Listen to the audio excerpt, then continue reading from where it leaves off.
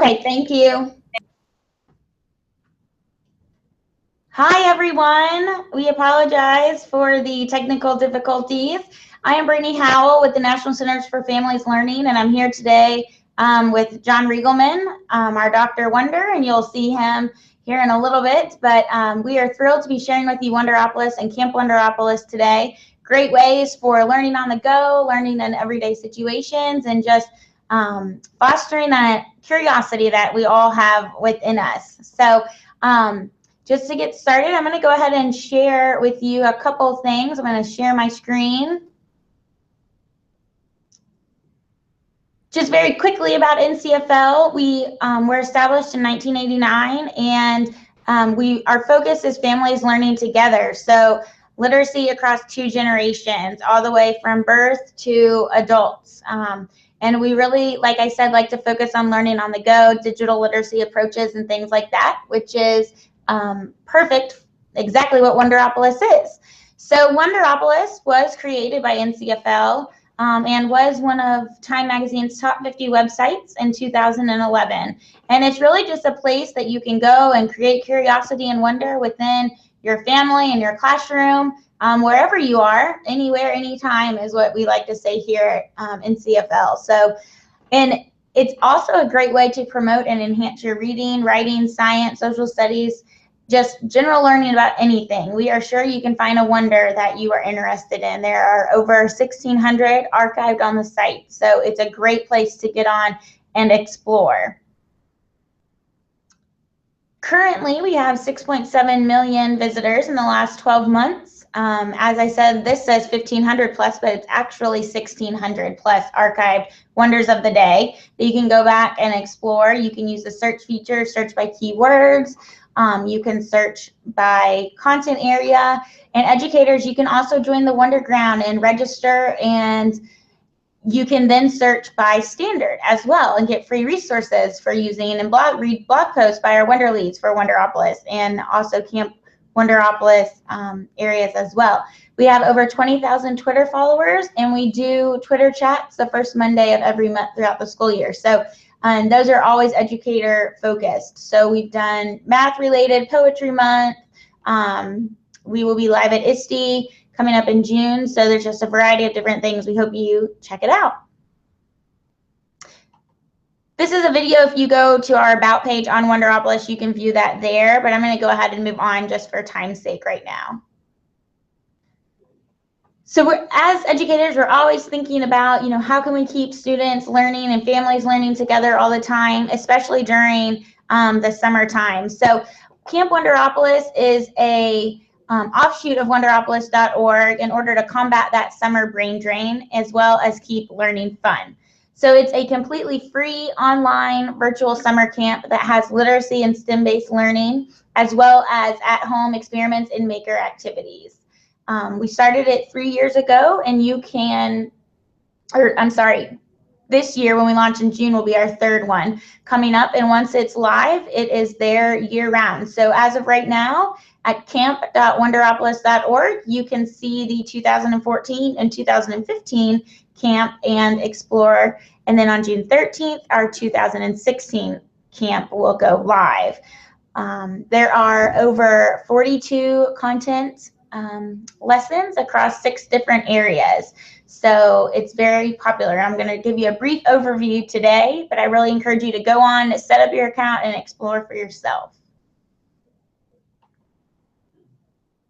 Just a little bit of the history. There is the online version that will have, similar to the Wonders of the Day, the informational text, the vocabulary words. There's a digital diary, things of that sort. And then there's also more hands-on, in-person, offline activities like the maker activities.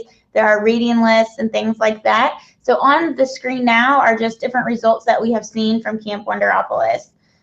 For example, 46,000 vocabulary words mastered. More than 125,000 learners have explored camp. The camp maker activities and kits were used at libraries and programs over the summer to keep families engaged in learning together, etc.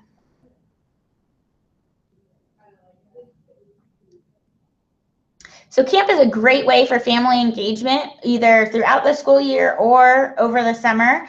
It's great for both because it really sparks that inner curiosity and that wonder. It's absolutely free, sparks conversations. It fosters learning outside of the classroom, so in the home and the community, wherever you may be. It's also, you can learn at your own pace. So the whole thing, even though there's 6 different tracks, it's all launched at once. So you can choose, how quickly or at your own pace to complete camp. There are maker activities on there. You can collect your wonder cards, participate on the wonder wall, even go on field trips within your local community that are related to the camp topics. So these photos that you're seeing are the 2015 version of camp because we have not launched 2016, but this is the general overview. Those are the 6 tracks: the Wonder Coliseum, the First Aid Station, the Launch Pad, Snack Bar, Tech Workshop, and Weather Station. And within those 6 tracks, within each one, there are 7 lessons for a total of 42. And there are gamification features as well as dashboard tools. So campers and counselors each have their own account, and then you can link them together. So educators, then you can track their progress. You can see which wonders that they have completed, where they got on their quizzes. You can see their diary posts, things like that. Campers, it allows you to also see your own progress. It allows you to see how many wonder cards you've earned. You can even print them off and show everyone your accomplishments over the summer, as well as post in your digital diary. So there's a lot of cool things.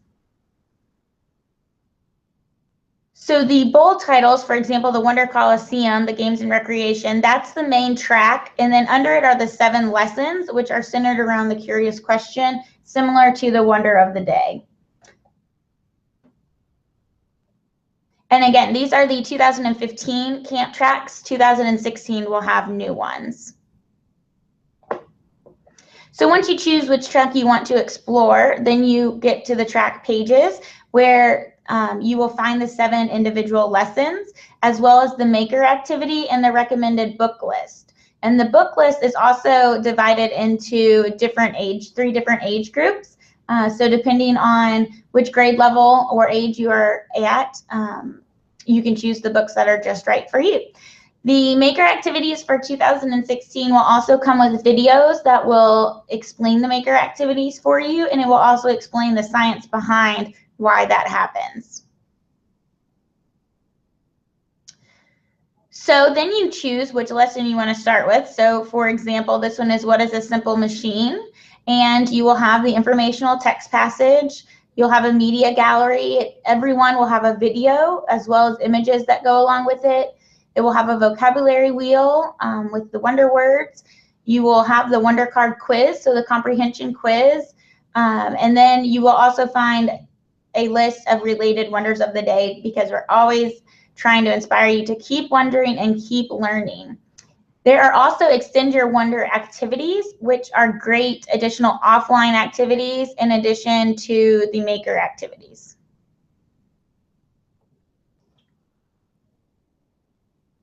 This is just a closer up view of the wonder cards and the wonder wheel for the vocabulary. The Extend Your Wonder activities. This is the wonder wall that I was referencing. It's a Pinterest style bulletin board where then you can share your content. You can post text, photos, videos, things you're still wondering, what you learned, just really anything. And then you can also comment on other users as well. So a lot of times campers will comment and then the counselors might respond, or you might know another wonderer, or one just might catch your interest. This is the digital camp diary. It's really great for practicing that digital composition that's so important these days, as well as the netiquette practice. Counselors, then you can see the journal entries. You could use it for reflections, writing your own wonders, recording your thinking during the maker activities. There's really just a variety of possibilities with it. This is a preview of what your dashboards would look like.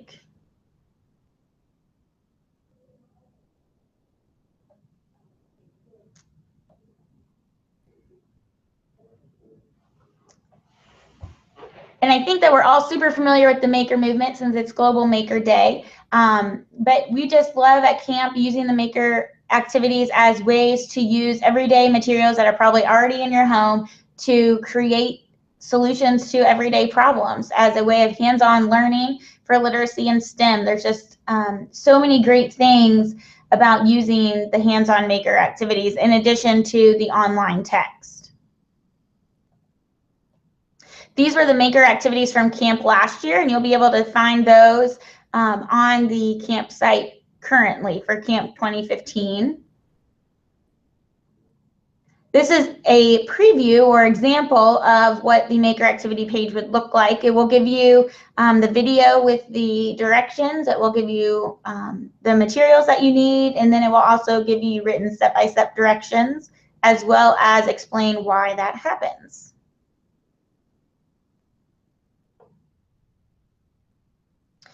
We also recommend programs using the maker activities for family workshops. So there's a brief overview of that. If you're interested, if that's something you'd like to hear more about, we really encourage you to reach out to us. Our contact information will be up on the screen in just a second, and we would be happy to talk with you a little more about that. We also offer Camp Wonderopolis campsite kits. So these are some of the contents that you would find this year. These are for an additional charge. However, the camp is free. So if that's also something you're interested in for your program, please reach out as well.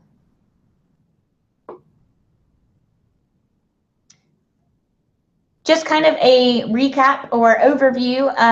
Camp Wonderopolis is a great way to read online and offline during summer months. Read the informational text online, the book list offline, sparking conversations, creating competition within your family or your classroom who earned the most Wonder cards or learned the most vocabulary words, all sorts of different things. Really, we love hearing from people on the Wonder Wall or leaving comments. Each comment does receive a personalized response. And use that Wonder Journal. Track your field trips that you go on and how does that relate to the wonders and maker activities that you're exploring. So coming June 13th is Camp Wonderopolis Flex Your Wonder. That's our theme for this year. And we are very excited for that launch. So go ahead and register today, set your account up, and we look forward to wondering with you. Here's our contact information. We also love hearing on social media from you, Twitter and Facebook as well. And if you are interested in hearing more about the program or if we can support you in any way, please don't hesitate to reach out to us.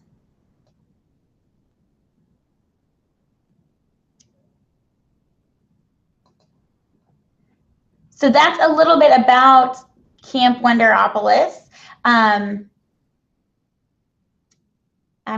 quit sharing my screen, but can you guys still see me?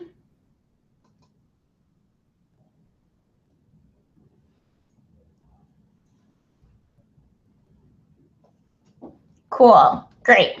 All right, so that's a little bit of the overview of Camp Wonderopolis and wonderopolis.org. We hope that you get on there, check it out, and register for an account. You can also sign up to receive the Wonder of the Day in your inbox every day. So please check that out. And now I'm going to hand it over to our Dr. Wonder for a fun experiment that you could do, or maker activity that you could do easily at home or in the classroom.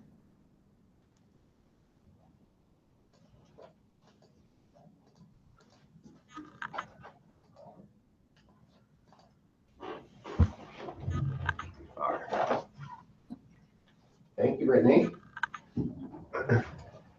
And hello, everyone. Thank you again for joining us on this fine Maker's Day extravaganza. As Brittany mentioned, we really support the maker movement and all the exploration and discovery that it leads to.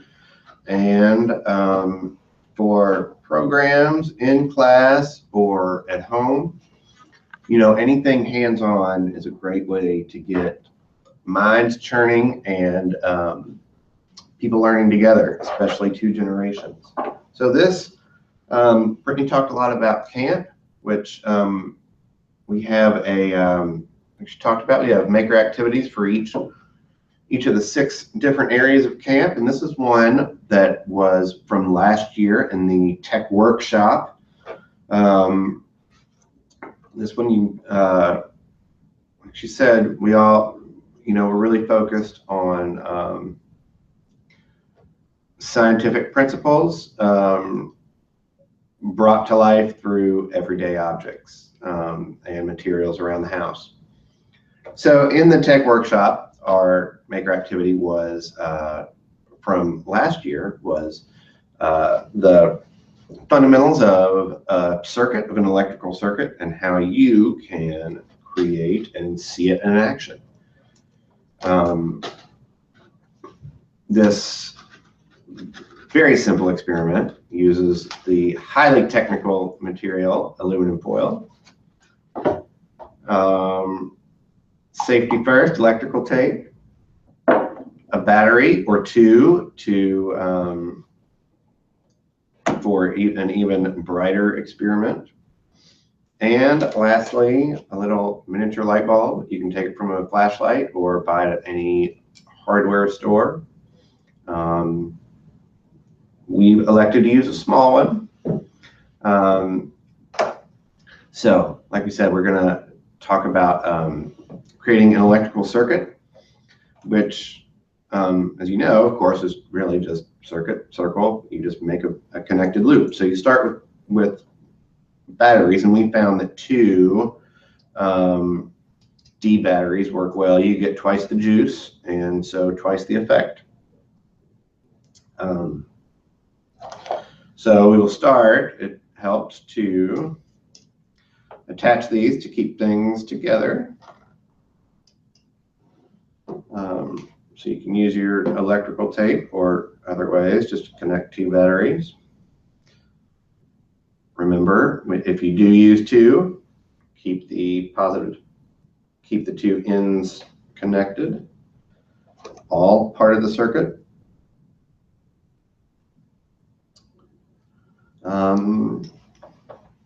There's step 1. Step 2, you just take 2 pieces of tinfoil. These are kind of prepared. You just tear off a quick strip, fold it into a nice flat little band like so, and you get 2 of these. So you can take one, and on the bulb, you can wrap an end. Well, both of these are prepared.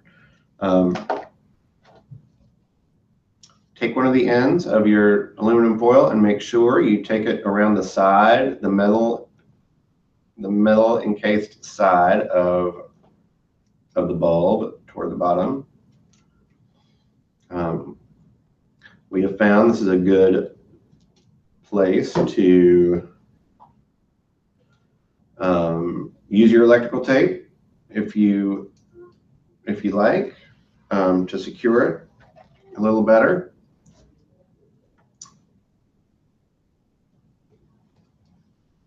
And so we're about halfway there. Power source, one arm of the circuit.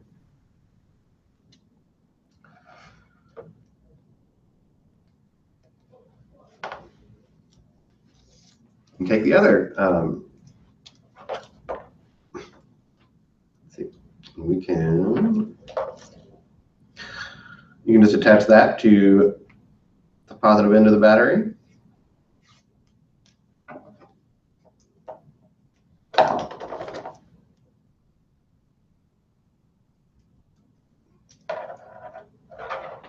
Like so. The other end, positive end, negative end. We have the aluminum foil, which acts as the conductor. This is the bulb on the end. And then to complete the circuit, you simply touch the bottom of the bulb. I'm not sure if this is showing up on, actually, would you mind dimming the lights just to see if we can see if that shows up? So again, there's lots of different ways you can do this, and you can hook up different things. You don't have to stick with bulbs. But as you see, it's very simple. It's all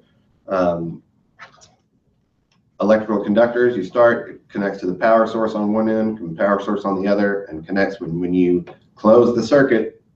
Ta-da! You turn the light off. You can turn the light off. If there's still too much window light.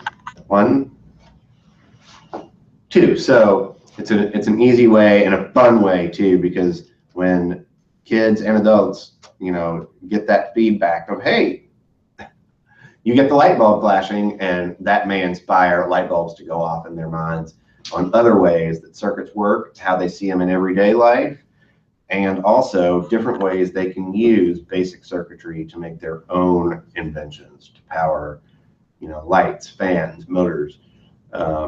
It's a really good, easy to do, say, primer on a fundamental scientific lesson that can then be applied countless ways. So that's one example of the type of maker experiments you'll find on camp and throughout Wonderopolis. Thank you very much. And one of the many, when we're done with these pieces and parts, a lot of people like to, you can put them in your Wonder jar. We have Wonder jars that were created when Wonderopolis launched. Here's one of those fine containers, and the glorious thing about Wonder jars is it can be this, it can be a gallon milk jug, it can be a 2-liter bottle, it can be a bag you have, it can be a plastic bag from the store. You can make your own, and you can use it in any way you like, just like Wonder. It's a very versatile concept. It can be as grandiose or as basic as you want. The key is that it is it's just another catalyst to get those brains in motion, thinking and discovering all the wonder there is out there. I'm going to clean up my Wonder Station and turn things back over to Brittany. Thank you so much, and we look forward to seeing everybody on Wonderopolis and later this summer at camp. Thanks.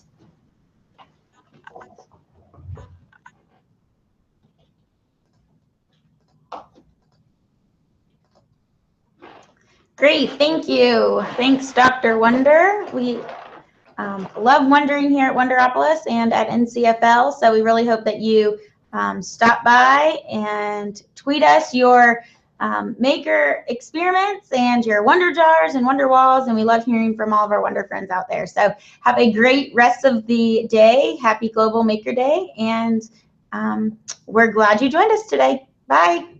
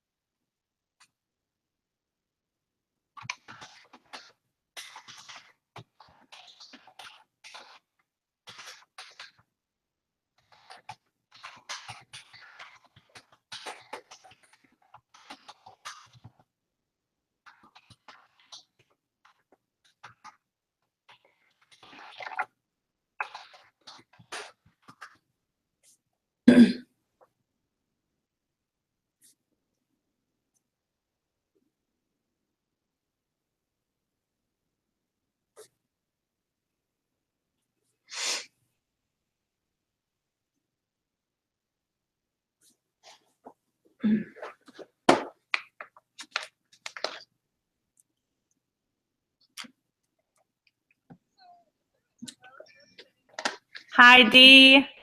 I am Hey. so incredibly sorry. Oh, that's okay. I was confused about what happened. So did it cut it off? It did. It did. Okay. And I'm looking at this right now because technically you're not even supposed to be an entrepreneur. So I'm like, it's all chaos. So Aw. right now you're in the entrepreneur group, which is totally fine because our entrepreneur group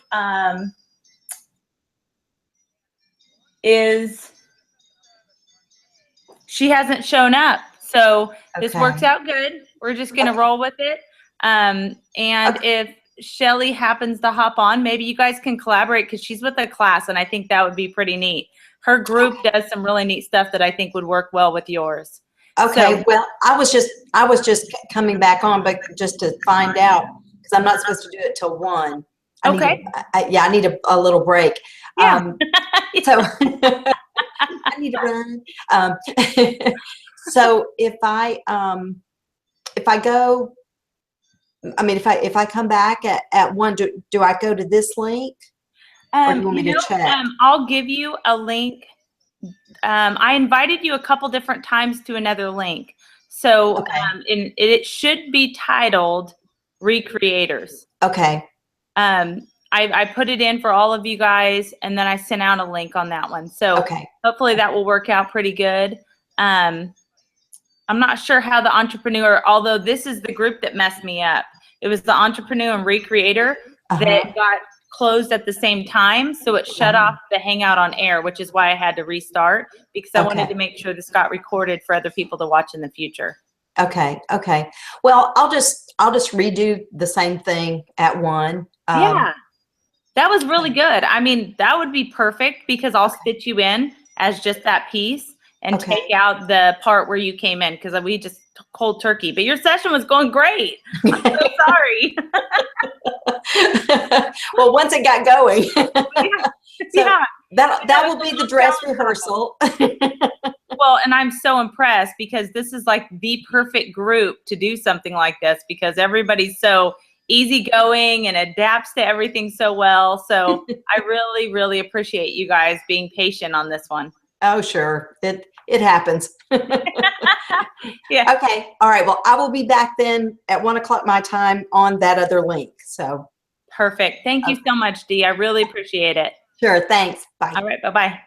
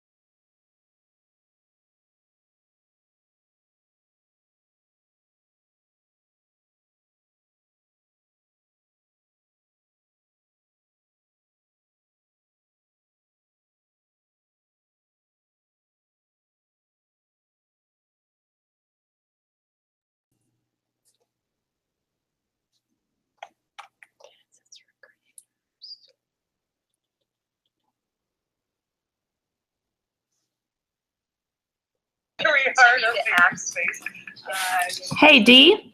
Yes. It looks like you're still joining in on the entrepreneur. So I'm going to give you a tiny URL for this. Give me 1 minute and I'll let you just type in exactly what it needs to be so I can give you the right one. So give me 1 sec. Okay, great.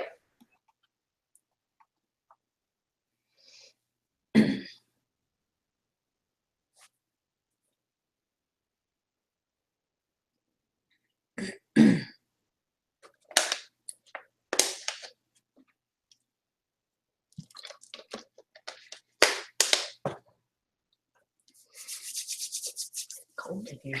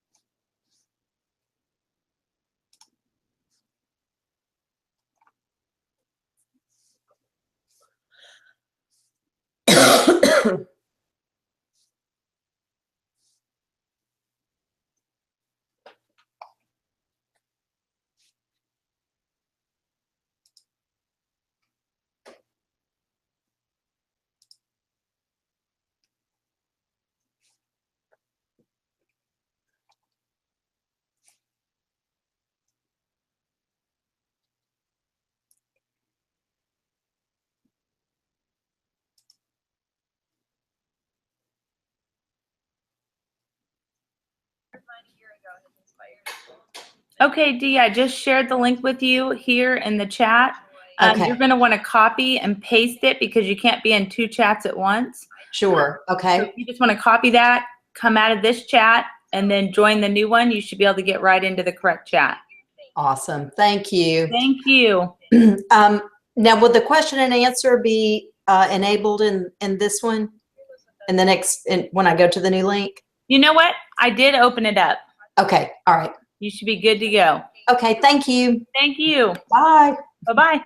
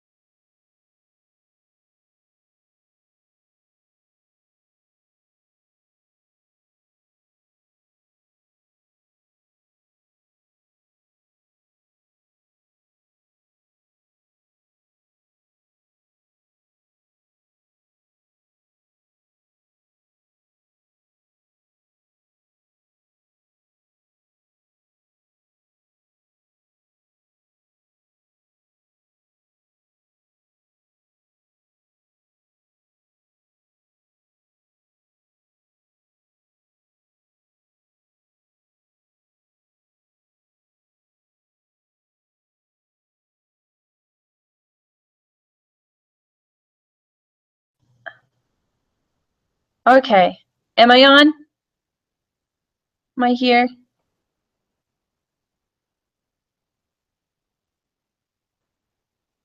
Can you hear me here? Sorry. Oh, that's okay. Can you I was hear me? talking with myself muted. Yes, Oh, I can hear you perfectly. Okay, perfect. And I'm going to go ahead and stop screen sharing here so that you're able to join in whenever you're ready to go. Okay, perfect.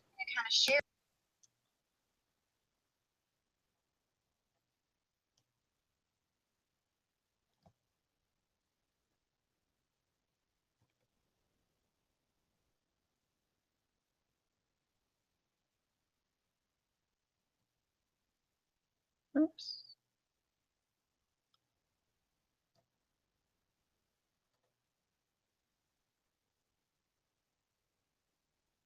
And then if we were to do comments at the end, where do they show? Is it the Q&A that they would show up here?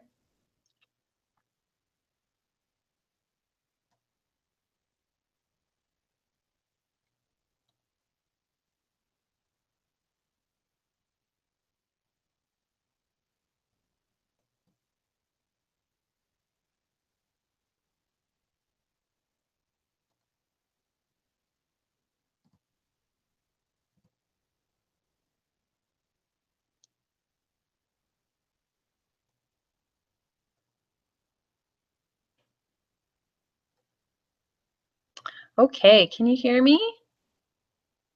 Check, check, check. Yes, we can hear you great. Awesome.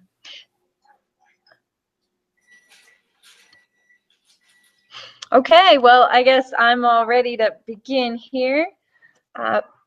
First of all, I am so excited to be here for Global Maker Day.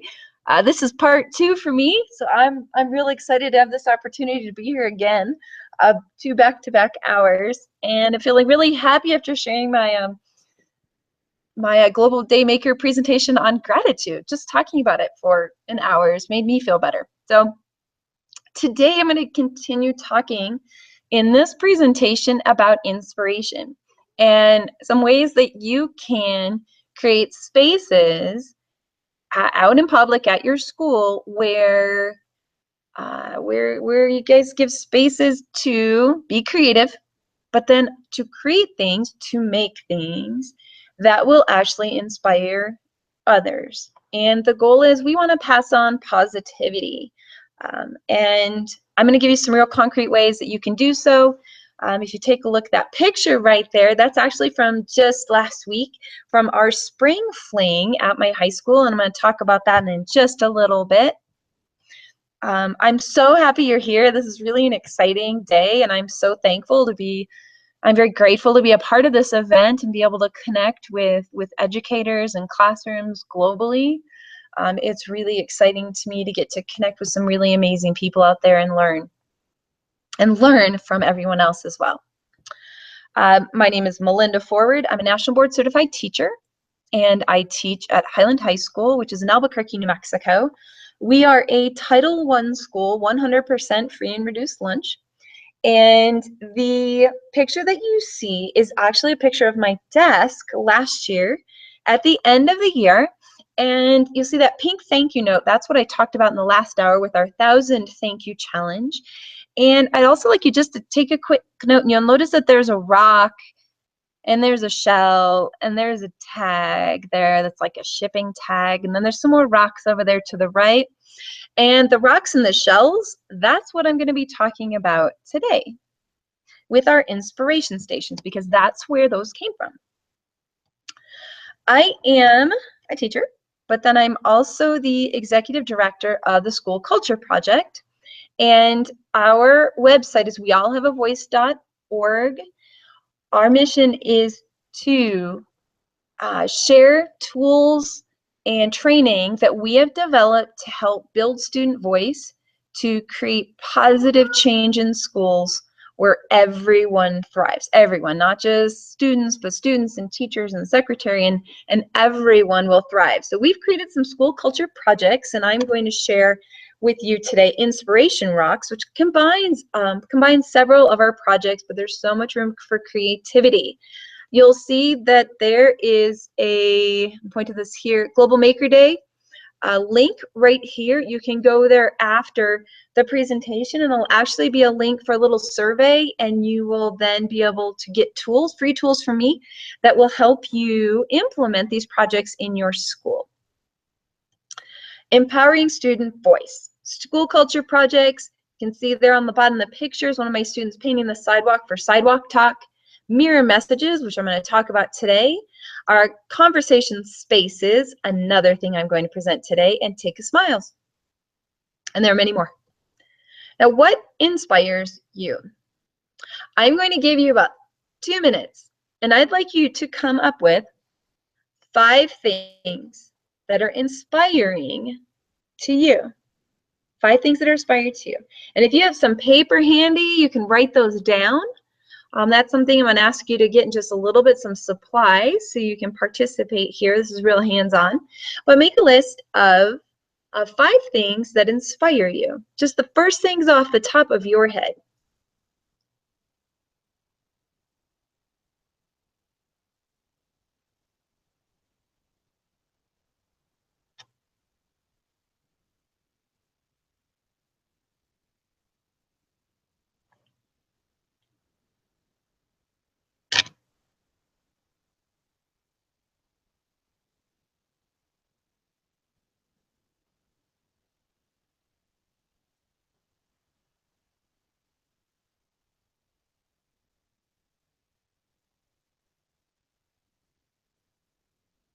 Okay, I'm going to wrap up your thought. And the next thing I'd like you to do is I'm going to give you about 30 seconds. And I would like you to turn to the person next to you. I know we've got some classrooms out there. I'm real excited about that. I'd like you to turn to the person next to you, and I'd like you to share the top 2. If you have to pick out of your 5, what are the top 2 things that inspire you the most? What are they? Take about 30 seconds, 15 seconds each, and share those top 2 things that inspire you.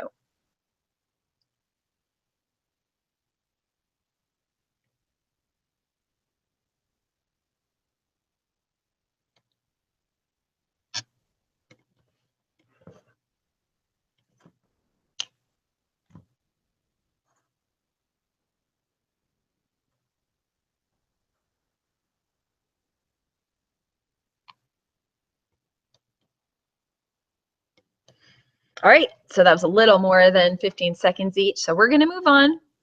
And I want to talk about school culture, because a lot of times people mix school culture and school climate when we're talking about we need to change this climate in our schools. Well, we do, but school culture is really the key to shifting school climate. When we talk about school culture, it's who are we, what do we do, and what do we expect? This is action. And what's awesome about this is that we have power over our school culture. That's really cool. Like, we can actually take action in our schools, and we can make a huge difference in the lives of everyone there, in everyone's future, and in the relationships that we have in our school. Again, this is real hands-on, so I'm going to give you just a minute, and I would like you to think, can you answer these 3 questions? Who are you as a school? What do you do to build your school culture? And what do you expect? I'd like you to see if you can come up with 2 things for each of those. 2 things that explain who you are, 2 things that explain what you do as a school, and 2 things about what you expect. And if you'd like to write those down, that'd be awesome. Teachers out there, you can write them on the board, you can brainstorm. So take a few minutes and talk about those.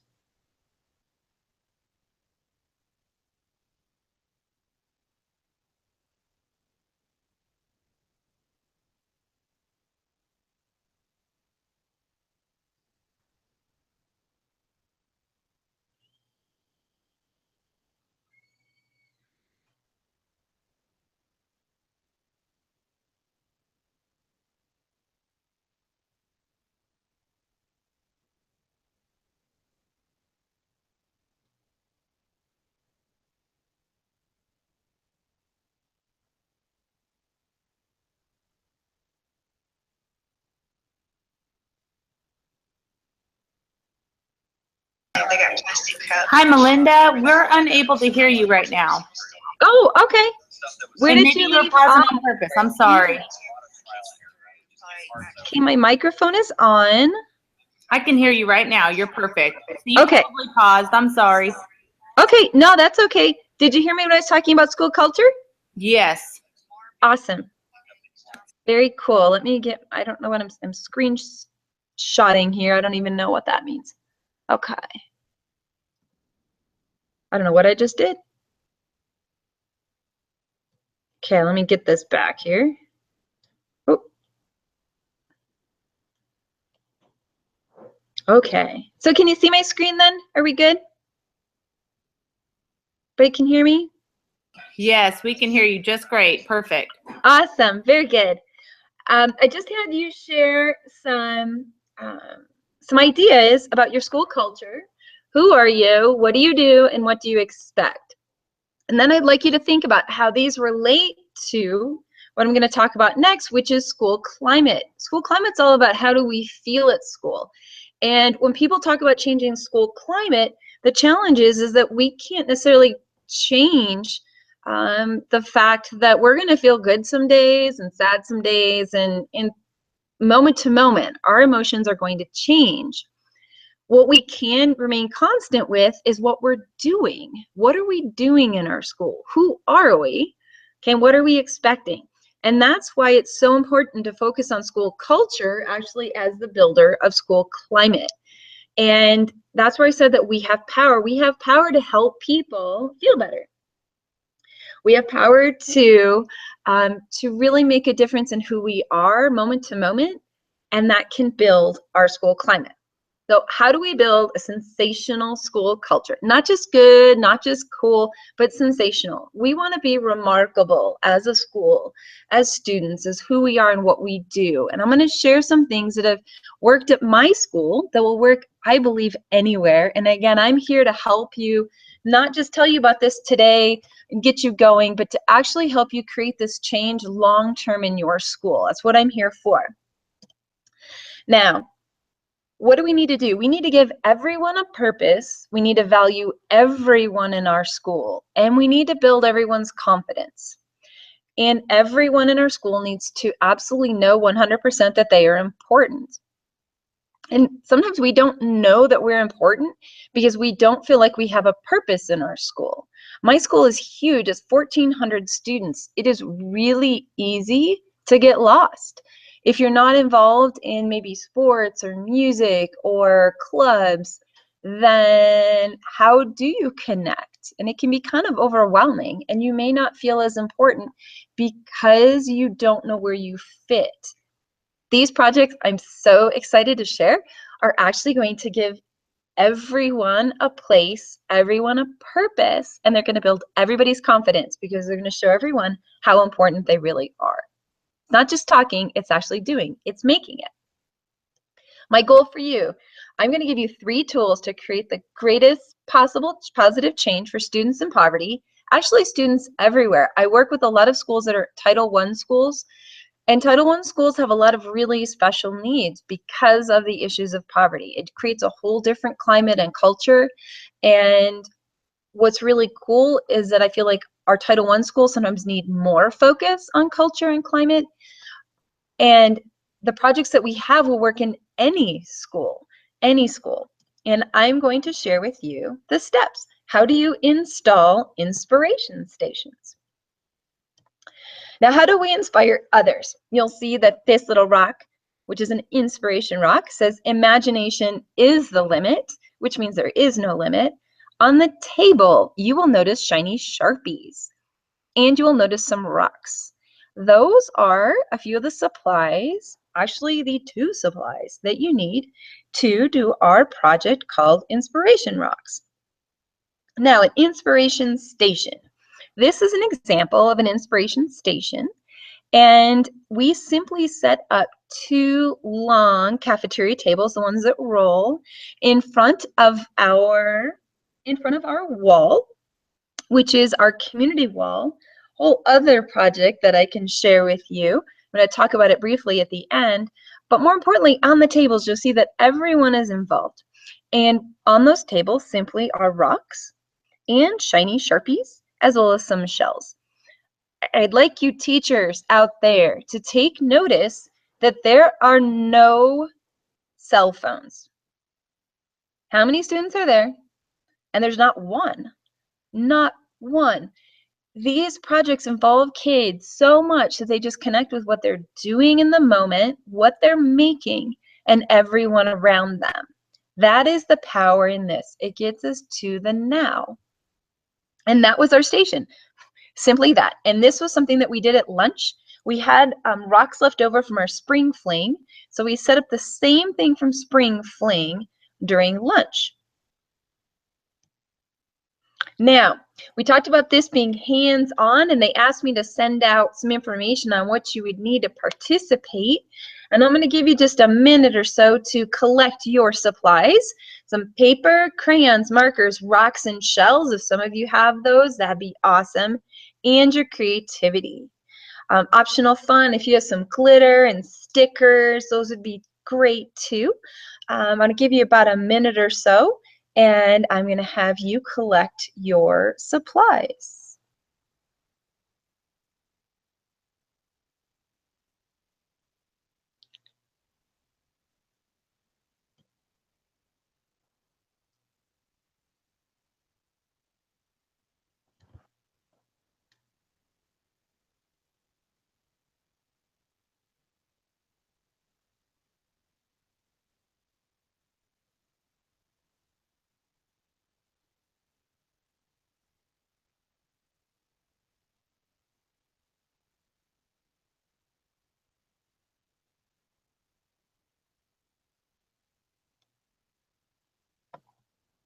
Okay, I hope you have some supplies. Again, paper, markers, rocks, shells, anything you can think of. There may be things in your classroom right now that you could use to write on to inspire people. So don't think that you're limited to the things that I shared with you. You're not limited. Imagination is the limit, right? We are going to talk right now about making tag teams. Things are great. That's what TAG stands for. TAG can be a really positive thing if we are tagging our school with positivity. And we're talking about with inspiration stations here to actually install spaces, okay, where we can show everyone that things are great, where we can make things, okay, that give everyone an opportunity to share their ideas with everyone else, to give everyone a purpose, give a purpose and value, and everybody the opportunity to share. What can this look like? Well, objectives here. We want to shift the states from negative to positive. And what that means is that we may be feeling like sad one moment, but if we do something or we have something happen to us, we can shift to the positive. Emotions can shift like from second to second, right? We all know that. That's just like the nature of being human. And if we do things, culture, which is our culture, that are positive, we can help people shift from negative to positive. What's interesting is that building these supportive relationships and helping other people shift from negative to positive, we shift from negative to positive. It just happens. And in the process, we build our community and we create this positive climate where everyone feels good. And if they don't feel good, we help them feel good. And we make a difference and we make a change. Mediate stress. Stress is a huge issue in our school. Okay, kids out there, I would like you to raise your hands if you experience stress. Teachers, I want you to raise your hands if you are experiencing stress. Now, if you guys are raising your hand at this time of year, I know there's something up. I want to tell you that I'm raising my hand because it is the end of the year and we are in the process of wrapping up our last 6 weeks, preparing for final exams, which are next week, preparing to end the entire school year. And there is a lot going on right now. So it's a really important thing that we focus on recognizing that we have stress, that we are managing things around us, and it's okay to experience stress as long as it's not sustained stress. that we do something about it so we switch and we're not feeling stressed out for very long. Here we go, mirror messages. We're going to start with mirror messages today. This is an activity that you can set up at your inspiration station, and it is simply creating an inspirational message. It can be your own idea, which is awesome and best, or it could be a quote from someone else. And this message was actually created, was actually on the window of the door going into my building, and this is what I saw every day as I was walking into the school building. And I tell you what, it definitely changed the way I felt. I was feeling a little bit tired. Oh boy, is Friday here yet? Wow, oh that's okay. No matter what, be positive. No matter what. And be positive. When I talked about culture, talked about who we are, we can be positive. This is an example of how if we're positive, we do things that are positive, we will help other people feel positive. I want to show you another example of a mirror message. This was made by one of my students last year, and I just love it. The best is yet to come. Stay positive. There's a theme here, right? I am going to give you a couple of minutes. You have paper and pencil, right, out there, and markers, maybe glitter. I'm going to give you a couple of minutes, and I want you to make a message that you could put up around your school somewhere, and you could make a difference, okay? Something encouraging, something inspiring. It can be your own idea, okay? Or it can be a quote from someone else that's inspiring. I'm going to give you a couple of minutes, and hopefully at the end, you guys are going to tweet some of these. So as you're going along, take some pictures, and then you'll be tweeting it to Global Maker Day with a hashtag. And I can't wait to see what you're coming up with. So I'm going to give you a couple of minutes, and let's make some mirror messages and share inspiration.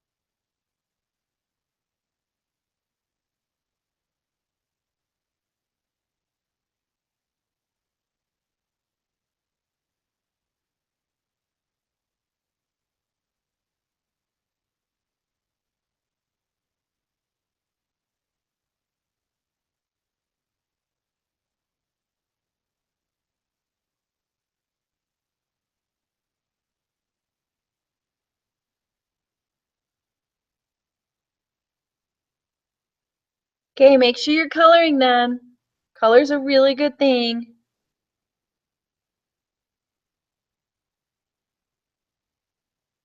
Give you another minute.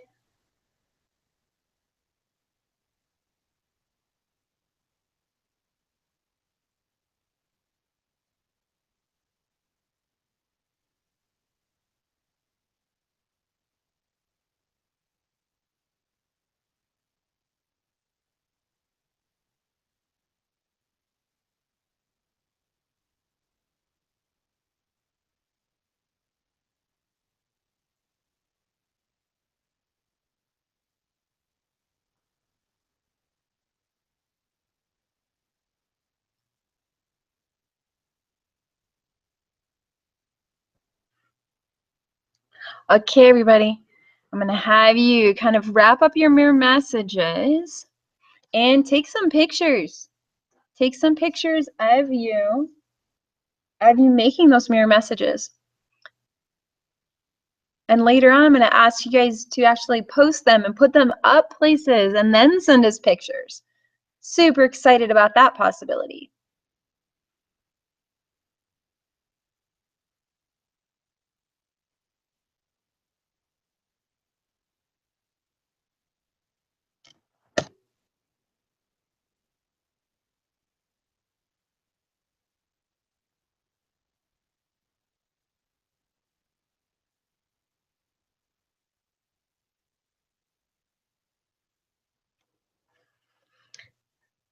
Okay, are you ready to keep making? Because I'm excited about the next thing I have to share with you. I love this one. It's called Inspiration Rocks. And this was one that actually was inspired by a couple of different people. McCabe Russell is this amazing woman who she creates all sorts of rocks and shares them with people. She even goes to like special events and she sets up tables, and she inspired a friend of mine, actually one who is totally about gratitude, Antonia the Grateful, and she did a gratitude party. And at that gratitude party, there were rocks on the front table that you could take. And my husband and I took one. Actually, we took two, still have them. I love them. And when it was about spring fling time and we were needing an activity to do outside, it was going to be windy. We thought it might be. I was at the dollar store shopping and saw the rocks there in the little bags. And I thought, wow, maybe we could do the same thing that Antonia had done, that McCabe Russell had done. And maybe that would be kind of a cool activity for us to do at Spring Fling. And right next to that, I saw the shells. And I'm like, hey, shells could be cool too. And I bought some of those. And then I bought some shiny Sharpies. That's it. The dollar store even has those. Literally for like $2, you can have a whole bunch of really cool rocks. Cool rocks to share. So with that, I started this whole thing with inspiration rocks. And it's really, really simple. You gather your supplies, your Sharpies, and you simply write inspirational messages or draw pictures on the rocks and you share them. Like, how cool is that? I know some of you out there read some of the information about the challenges, and that's my challenge to you today, is to create, see if you can create 3 inspiration rocks if you have rocks. If you don't have inspiration rocks, go back to your mirror messages.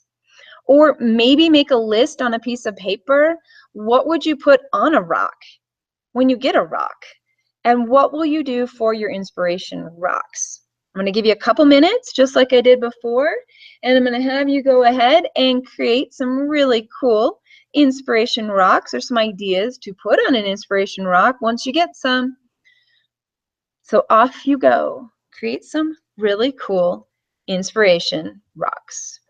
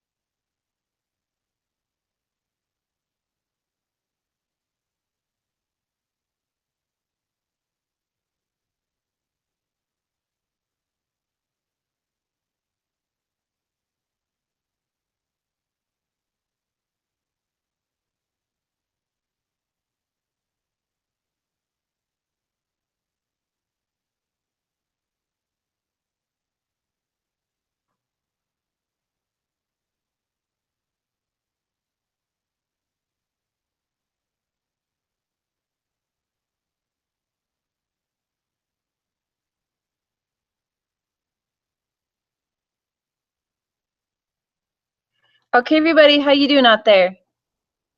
Hope y'all doing well. Like you too. Kind of wrap up the rock that you're working on, or the idea that you may be putting on a piece of paper to actually put on a rock when you get one.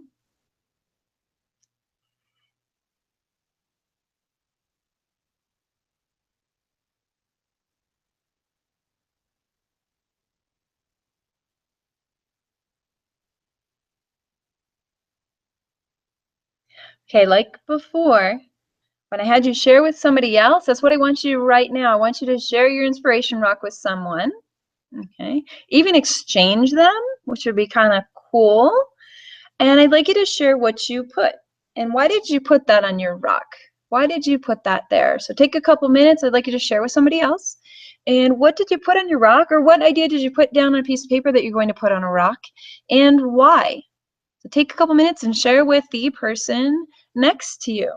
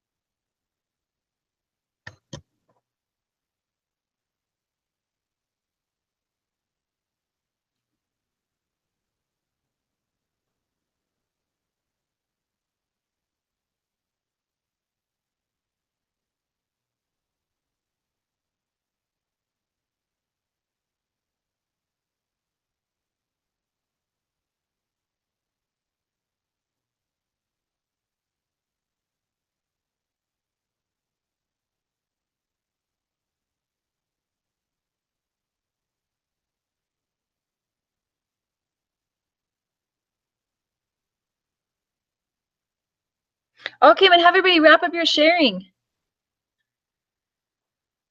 And I'd like you to take a minute or so and take some pictures to tweet at hashtag Global Maker Day. Take a couple minutes and take some pictures. And I can't wait to see what you have created.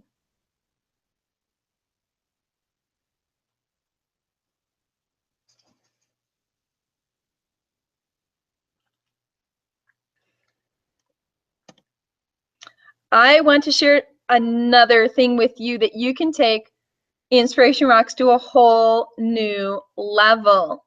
And that new level is the Teachers Rock. Teachers Rock. This is an interesting time of the year for teachers. It's kind of a bittersweet time. I know that may sound funny because, yeah, we're all looking forward to summer and everything like that. But at the same time, it's a time of year where if you teach high school, you're saying goodbye to some of your seniors, which is going to make me cry if I think too much about it. And we're saying goodbye to some of our classes. If you teach elementary school, then you're going to be saying goodbye to your students who are moving on to the next grade level.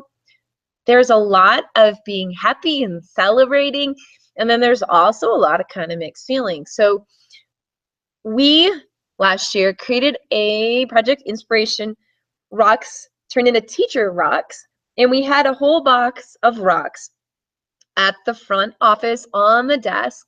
And it was actually the same day that teachers were getting their evaluations, which is kind of an interesting thing here in New Mexico. And there was a need for it because not everybody might have been feeling really great or fantastic after that. We were wanting to shift everyone's states from being negative to being positive. And we thought that that could make a difference. And we found out later that it did. I found out some teachers took 2, which was kind of neat to think about.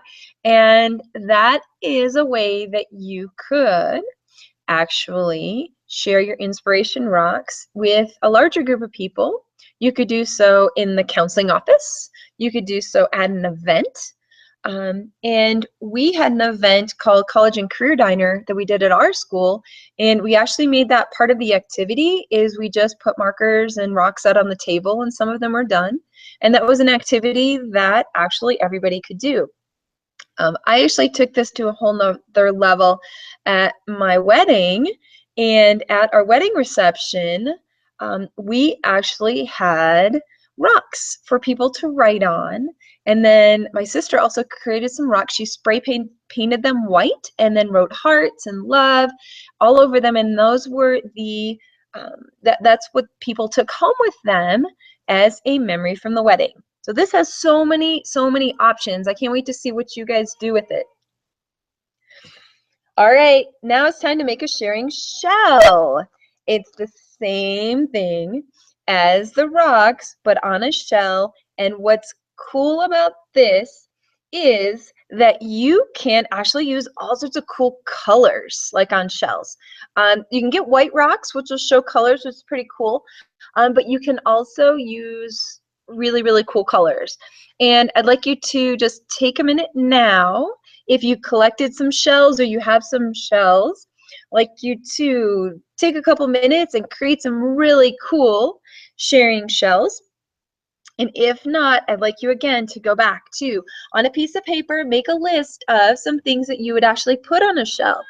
And remember that you can actually write on the inside of the shell as well as the outside of the shell. And that's kind of neat. Some students have done some really cool things, using the outside and the inside of the shell. So keep that in mind. I'm gonna give you a couple of minutes to create a sharing shell.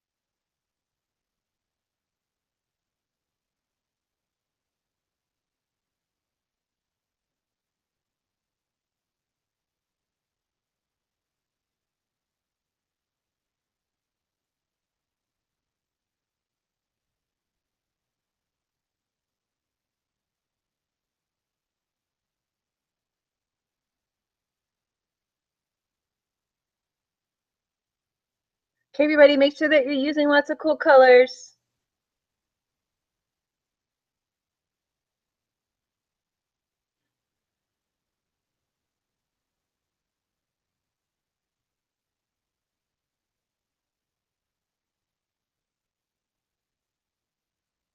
Lots of cool colors, and you can use that inside of the shell as another place for you to put a message or continue your message.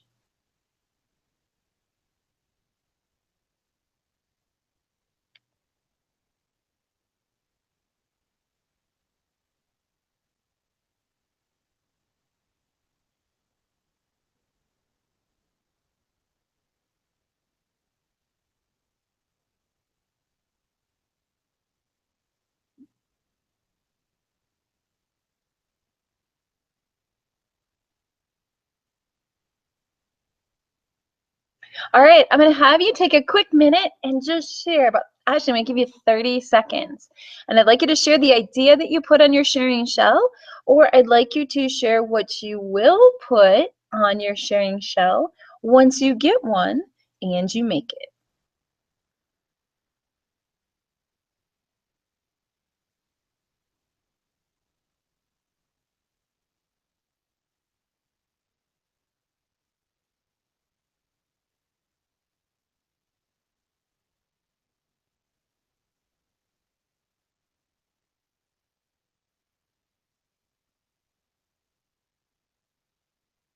Okay, so we're going to move on to our next our next thing, and I'd like you to show you what the student in that picture had created. I'm going to go back for a quick second, and if you look down at the student here who does have her phone out, but it's because she's taking a picture of what she's actually creating there. Really, really awesome. Notice nobody else has phones.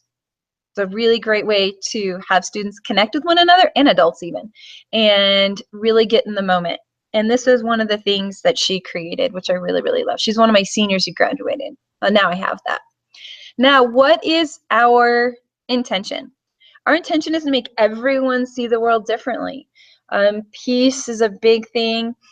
We can all see the world differently in some ways. It's not that people don't see the world in a positive way, because we do, but there's always things that we can look at differently.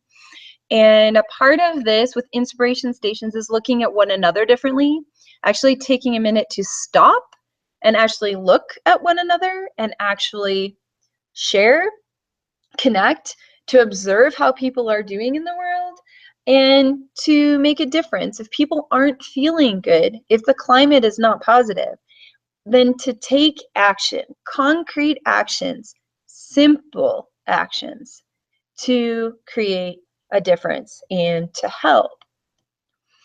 I'm going to talk briefly about the Wall of Chalk Dreams. This is a gigantic inspiration station that is actually on the wall of our math building, and it is a space where everyone can share. It was inspired by a TED Talk by Candy Chang, who created the Before I Die wall that's now a movement around the world. And my students watched the Candy Chang talk in preparation for Mardi Gras. I teach French in New Orleans, and they were so inspired that they wanted to know if we could build one too. And we did. And this is what it turned out to be. It's actually gigantic. It's about 9 feet tall or 8 feet tall and about 50 feet long, wraps around the corner of a building. And it's given everyone a place to do the following things: to build hope, to teach students to dream big. And I really have to change that, is it teaches all of us to dream big. We all can learn from one another. And when you're out looking at the wall, you don't know who wrote, it's anonymous. You don't know who wrote what. And it doesn't matter who wrote what, how old they are, their experiences in life. It's just everyone really connecting and creating better narratives to create better stories. We always have something some way that we can learn and grow. And by learning new stories about ourselves, by believing in new things, by connecting with other people, we tell different stories, and we can tell more positive stories. Okay. And positive stories. So we want to inspire engagement and ownership by creating this really cool wall on the side of our building. It's really simple. It's not like it's complicated. We now own something. Students the other day at Spring Fling put new blue handprints on the wall, and one of the students said, "Hey, I get to be a part of this forever." And that's really what it is. And what that took was a $5 little quart of paint and a brush and a hand and the opportunity. And with this, it gives us a mission. In 2014, this project started, and this is the wall. And as it was, my students chose this space because, well, you may figure out by looking at it why they chose this space. It was really, really not the happiest of places, and it's right on our courtyard. We have this beautiful courtyard. Our school is the oldest one in Albuquerque. It's just this big, tall trees and grass, and then this wall. And this is the wall that my students chose to turn into a huge inspiration station like this. And this literally took us 4 days from the time we started painting it until we had this. Actually, a little bit longer to put all the lines on. That took a while. But to actually get the board up in a space where we could be writing on it, it just took a couple of days. And because it's literacy based with reading and writing, our school district actually paid for it. So literacy money was used, which is really, really cool. So funding wise, and it didn't even really cost that much. That was kind of cool about it. It didn't cost that much to make. And you could even get donations of materials. But the kids put it up. And we learned a lot about math and straight lines and measuring and tape and painting and stencils, all sorts of life skills that were very inspiring because my students hadn't done anything like this before. I hadn't built a gigantic chalkboard before either. And that new experience connected all of us in a new way and then gave us a space to actually connect with one another. And we created a new place to dream. And that's what inspiring people is all about, creating new spaces, new opportunities. Our organization, the School Culture Project, is all about providing new opportunities for students because they want to share, they want to talk, they want to connect. They just may not have the opportunities the way our school is set up. And we are really excited to be able to offer some new opportunities. Very, very simple. None of this is complicated. It is just about people, just about people. And our students, the people in our schools, are our most important resources. And we don't look to them enough. We don't look them enough. And this space really, really is an amazing space that we want to help other schools create. So if you are watching this right now and you are getting even a little bit excited about the possibility of a wall at your school, okay, of your school having a wall somewhere, go from this to this, then we are here to help you. We are here to help you. Again, School Culture Project, weallvoice.org, and we have all the steps. I have lesson plans for teachers to use. It's literacy-based, it's reading and writing, it's service learning, and it's inspiring. It's just inspiring for me to even talk about it and to think about the possibilities of other schools being able to provide this opportunity for their students, because we believe that every school should be an inspiration station, like the whole school. And we can start with little places like this and tables with rocks and shells. And that is a way that we can give everyone a new place to connect, because we're all people. It doesn't matter how old we are, how young we are. My kids have experienced really cool things that I've never experienced. So we all have a lot to learn from one another. And as I look at this, I'd like everyone out there to think about, how would you answer, or how would you finish the statement, before I die, I want to? How would you answer that? I'm going to give you about a minute or so, and I know that's not long because it's a big question, but it can be anything. Before I die, I want to. Take a minute to finish that question, and then I'm going to come back.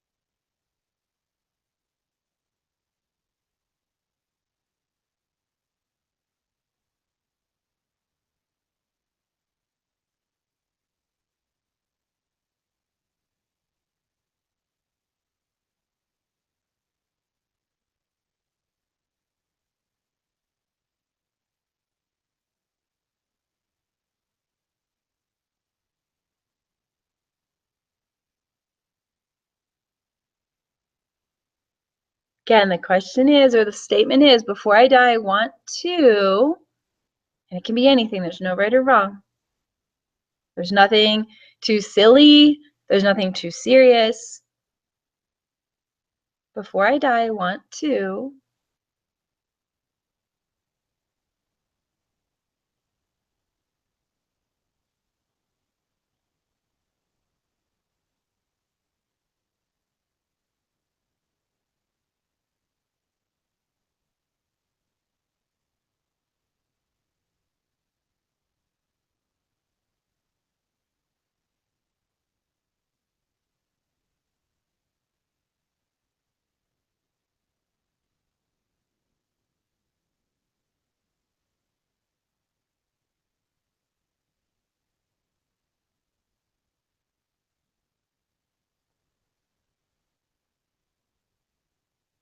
Okay, I'd like everybody to kind of wrap up that idea. And I know again that it wasn't a very long amount of time. And I'd like you to think about turning to the person next to you. It could be a different person if you've been sharing with the same person all along, or mirror messages, or your inspiration rocks, or your sharing shells. Maybe think about sharing with a different person or the same person. How did you finish that sentence?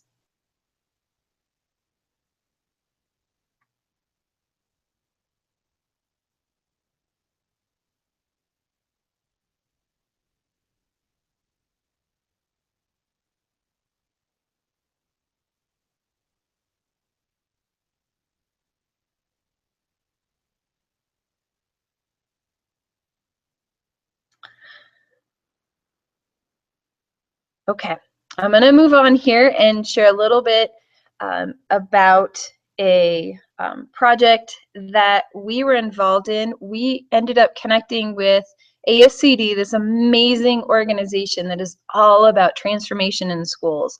And they actually featured our school as a school that's doing some things that are different to connect people. And a part of it is giving students a voice. And I'm going to see if this video will work. If not, it's online. I'm going to take about a minute and see.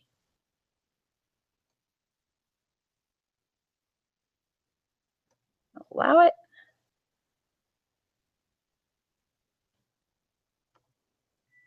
Your math curriculum is missing a unit. Empathy. Find out how the Second Step program gives kids the foundation to learn and live better.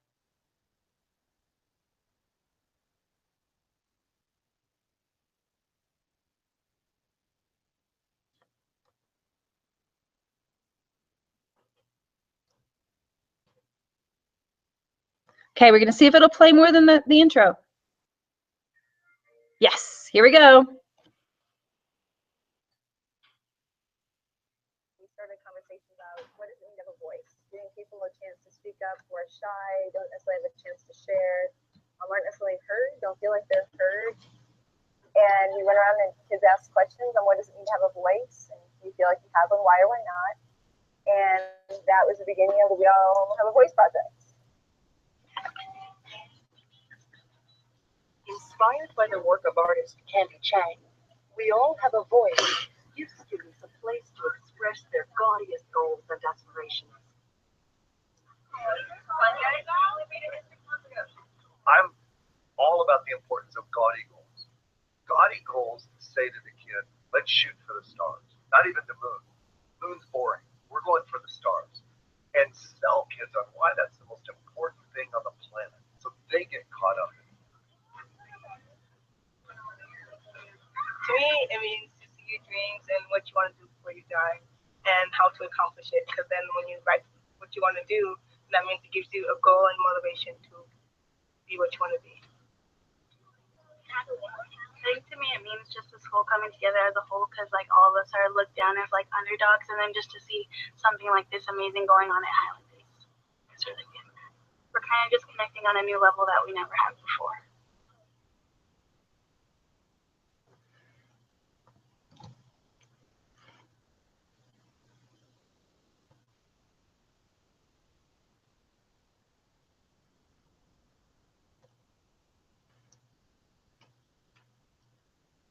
Okay, so I'm back, and I think we're all back. Yes, okay, so we had the opportunity to be filmed, had this film crew come and film us at our school, and we are the underdogs. And connecting in a whole new way, that's exactly what we were able to do. And so here we were featured in this film. It was really, really a unique opportunity for us to be heard, and now for us to be heard by schools like everywhere. And that's been a really great connection we've made with Eric Jensen in helping students be heard. Now, what is the future of your school culture? Remember we talked about, I had you think about who are you, what do you do, what do you expect in your school? Okay, I had you write down a couple of things, right, about who you were, and I'd like you to think about your future. The things that you wrote down right there that you are right now, is that who you want to be? Is that the culture that you want to have at your school? Is that it? Because you know what? You can shift your school culture. Your climate, don't even worry about your climate. It'll just come around. But you have the power to shift your school culture and to make amazing things happen. So this is your opportunity. So it's your turn now to act. Action changes things. Right now, just because you guys signed up for this really amazing opportunity, because I signed up for this amazing opportunity to share with you, things have changed. Your opportunities have changed. Now you know some different things that have worked at my school that are working at other schools, and it's your opportunity to figure out what you want to do. If you would like to sign up, Make Miracles in May, that's another part of our Inspiration Station, which turns our classrooms into Inspiration Stations. You can sign up online. I'm going to give you the information. I sign up. And this is where you can go. Go to Global Maker Day online. So weallhaveavoice.org. Okay, you'll see that link right at the top. It says Global Maker Day 2016. There'll be a survey up. It'll be up in just a couple of, I don't know, 10 or 15 minutes. And then once you sign up, then I'll be able to send you everything you need, step by step. There are weekly emails that are going out to everyone. And just a hint, we may continue this into June. So if you think you're missing out because it's towards the end of May, you're not, but just sign up. We really want to help you make a difference in your schools and to use gratitude. So take a screenshot. I'm going to give you another like 30 seconds so that you've got this. weallhaveavoice.org, again, is our website. And we're here to help. That's the main thing. Like, I'm not just here for now, not just here for an hour, but I'm here to help you make true change in your school. All right, I'm going to give you about a minute time to tweet. If you got some things out there to tweet out, hashtag Global Maker Day. If not now, then in a little while, whenever you get some things done to share, I would love to see what you are creating out there all around the world. It was really, really great. I'm going to give you about a minute.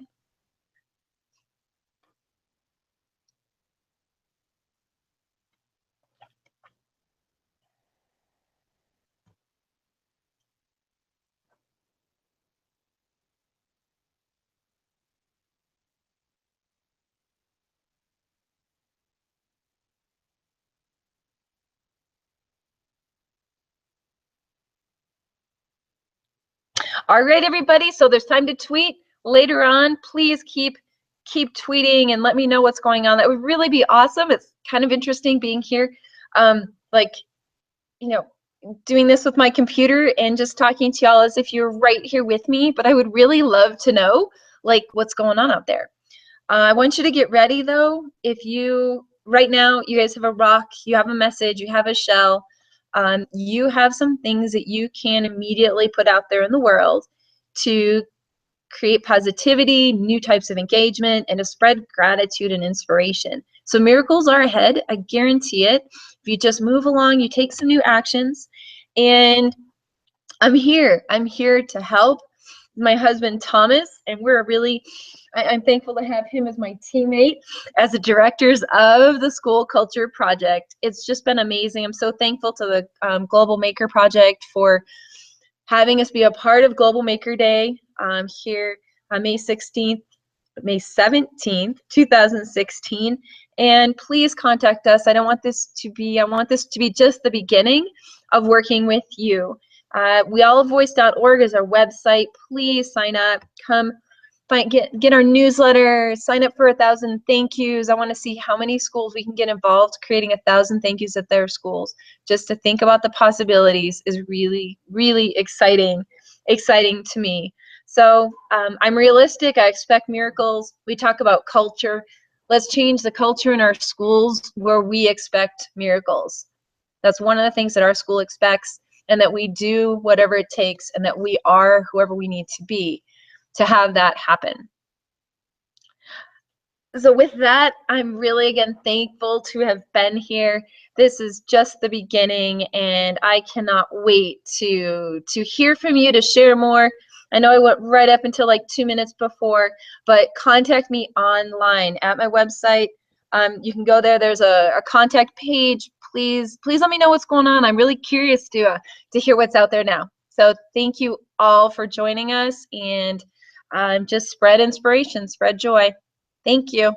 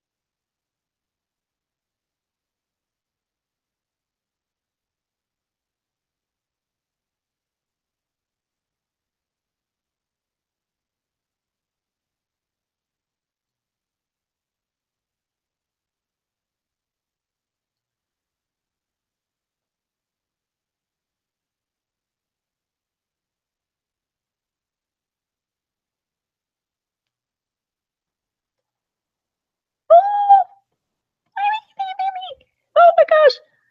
Oh my goodness. Oh my gosh. Okay.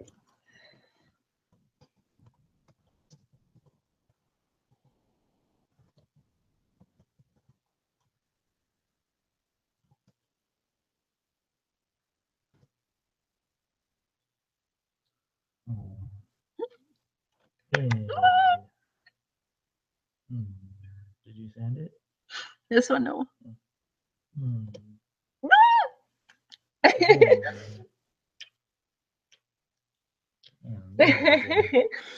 Oh my gosh. And that'll be available. Like, isn't that neat? Like, that'll be available. That whole recording. I'm going to do it again. And all the first one, oh, I messed up. Oops, let me make sure I'm not on.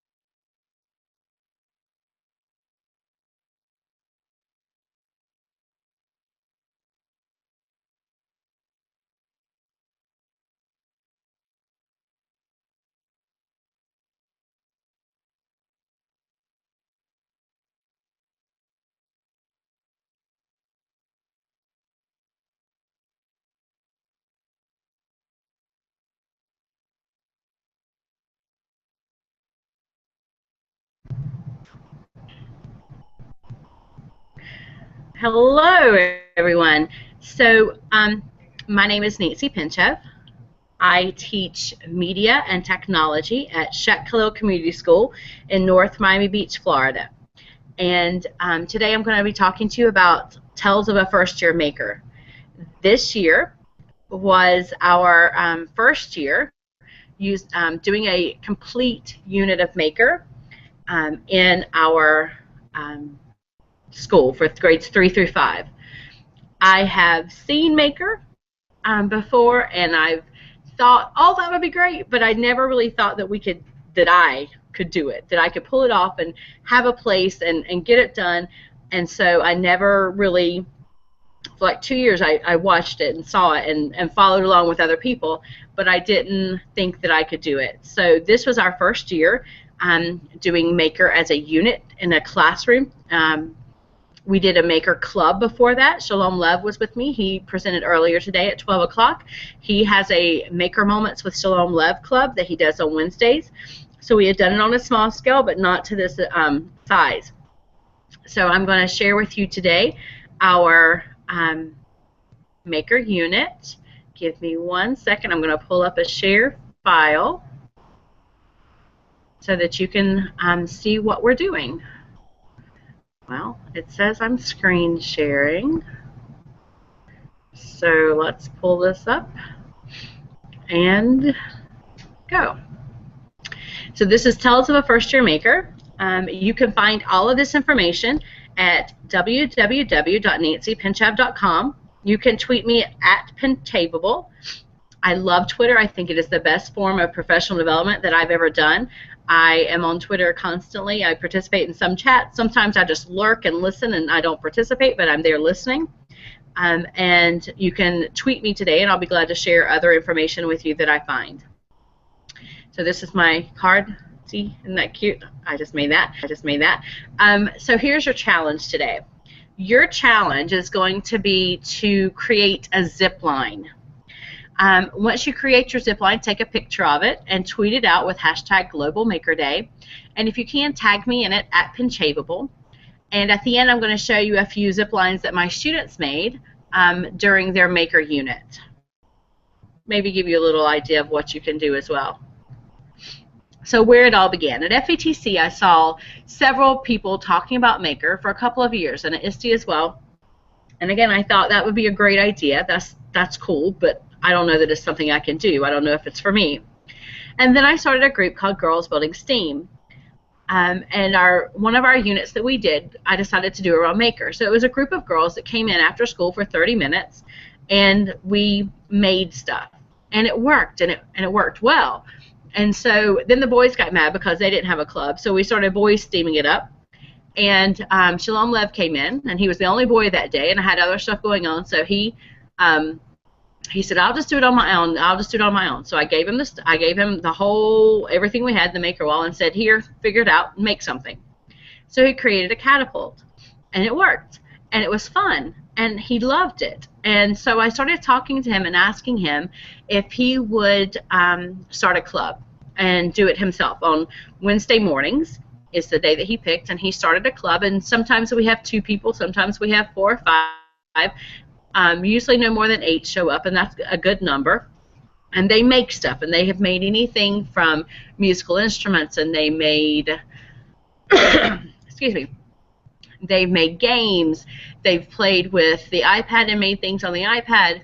They worked with Makey Makey and made a controller for a video game. So there's all kinds of things that they have made, and the inspiration and the excitement that they get from when they come in and decide they want to make something really, really led to this whole unit that we created. So now I'm going to talk to you about our unit. We're going to talk about the directions that we had, the thinking plan, our resources and challenges. So this is our Maker Challenge direction page. And this is what we set up to do. Now, everything that we set up at the beginning of the unit didn't exactly happen, but this is what we wanted to happen. And just like with anything else, you never know exactly what's going to happen, but this is what we did. So they picked a group of people, 2 to 3 people, and some kids just work better alone. If they felt like they needed to be by themselves, then they worked alone, and that was fine. They selected a team name. Some of them were silly names, and some of them used the first letter of each person however they wanted to do it. And then they came up with norms for how their team would work. And that was one of the most important things I wanted them to focus on, was how will you work? When you get together, what are you going to do every time? What are you not going to do? Is one of the more important things. So a lot of the kids talked about how they wouldn't be negative to each other, how they wouldn't get distracted, and they would focus on their work. They would listen to each other's ideas, and then they would vote. So that was their norms of how they were going to work.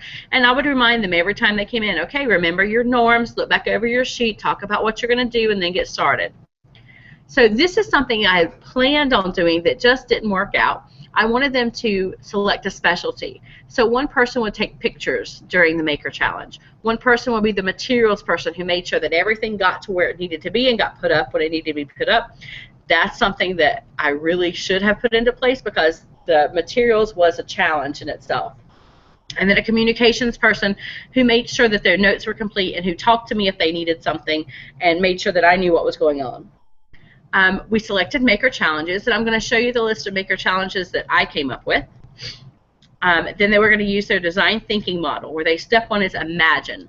And then for step 2, they were going to plan their project. Then they created it, they tested it, and when they tested it, a lot of them realized it didn't work like they wanted. So they had to go back and they had to adjust, and they would go back again to test and adjust and repeat that as much as they needed to until they got it exactly where they wanted it. So here's the timeline that we created. We didn't exactly get the whole time that we wanted. We didn't use Edmodo, but I wish that we had.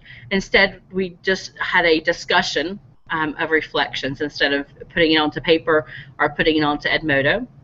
And we ran out of space in our school. We just didn't have the room to do a Maker Museum, so we instead made a virtual Maker Museum, which I'm going to also show you today. So here is our Maker Challenge thinking form. I wanted them to put pen to paper before they ever picked up toilet paper rolls or marbles or whatever else they were using. And I wanted them to pick their topic and design what they wanted their end product to look like. Now, we talked a lot about how our design may not meet up with what the end product looked like, and that's okay. Because as we move along, we realize things don't always work how we wanted them to work. We did a brainstorm where we came up with what materials we could use. Could you use toilet paper rolls? Would you need paper towel rolls? Did you need something from Lowe's or Home Depot?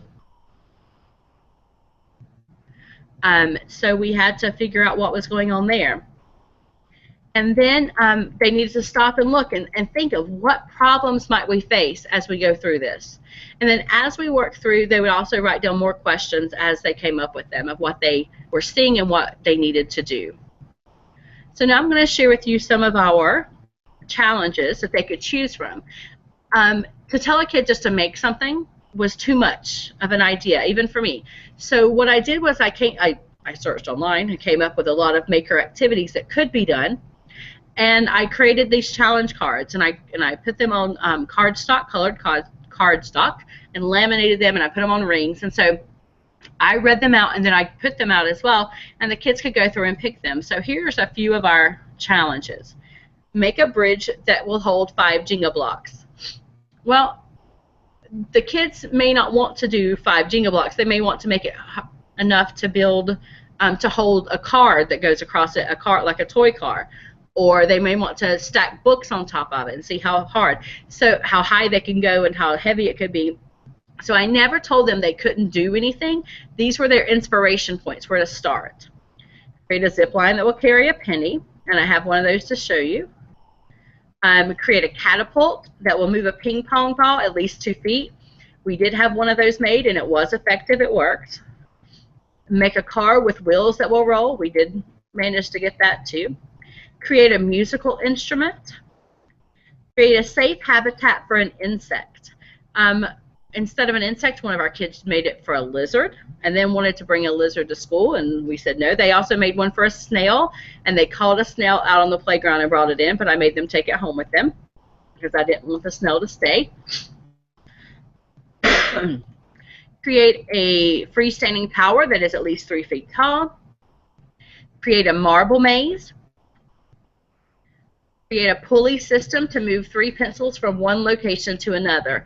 An interesting thing that happened in 4th grade is that 2 of my kids picked this one, but they didn't want to move pencils. They wanted to combine this with the pet, so they made a pulley system that would move one of our kids' turtles, and it actually worked. I did not let them bring the turtle into class, but I did give them a stuffed animal, and we put the stuffed animal in, and we did it that way, and it worked, and it was great. Maker Challenge, create a working pinball game. We had one of these created by a 3rd grader that was phenomenal. It was amazing. Everybody, I still have it, and everybody just talks about it nonstop when I show them how great that one is. Create a chair that will hold a stuffed animal. Create a piece of jewelry with a hidden message. So I had some 3rd grade girls that did this one. They made bracelets, and their hidden message was they wrote, "I love you" backwards, and "everybody needs friends" backwards, and that was their hidden message. And that was pretty cool. It was something I didn't think of, but they did. Create a roller coaster that will carry a marble. That was our most popular of the challenges. We had lots of roller coasters, and one thing we discovered was we bought tubing. I bought tubing at Home Depot, and some of the tubing was smaller than the marbles we had, so that was another challenge we had to figure out. Design a new uniform for little students in lower school. This one was one of the most popular ones that we had, along with the marble. We have tons of new t-shirts to look at. We're going to be sharing them with our administration soon. I don't know that they will pick any of them, but it was a fun thing to do, and it was also gave the kids a way to have a voice in their in the overall school decisions. Create a new mode of transportation. I had a couple of boys in 4th grade work on this, and they created a football that transported people from one place to another. Now, some of these are grand ideas that, of course, couldn't happen, and some of them were actual things that did work. So it's up to the kid about what they want to make. Create a game that helps students practice learning. Design a new type of kippah to alleviate problems to little students face. I teach at a Jewish day school. The boys are always losing their kippah, so that was a challenge that they could have worked on. Create something to solve a problem you face daily. We put that one in so it was more open-ended, so that's something they could build on themselves. Create an adjustable jump that the Sphero Ollie can use. So we have robots, and one of our robots is the Sphero Ollie. It's an off-roading robot, and it can do jumps and stuff. So we had 2 or 3 groups make one, including one that made a carrying case for the jumps and everything, and did a super job with that. Repurpose a puzzle to make a new gamer puzzle.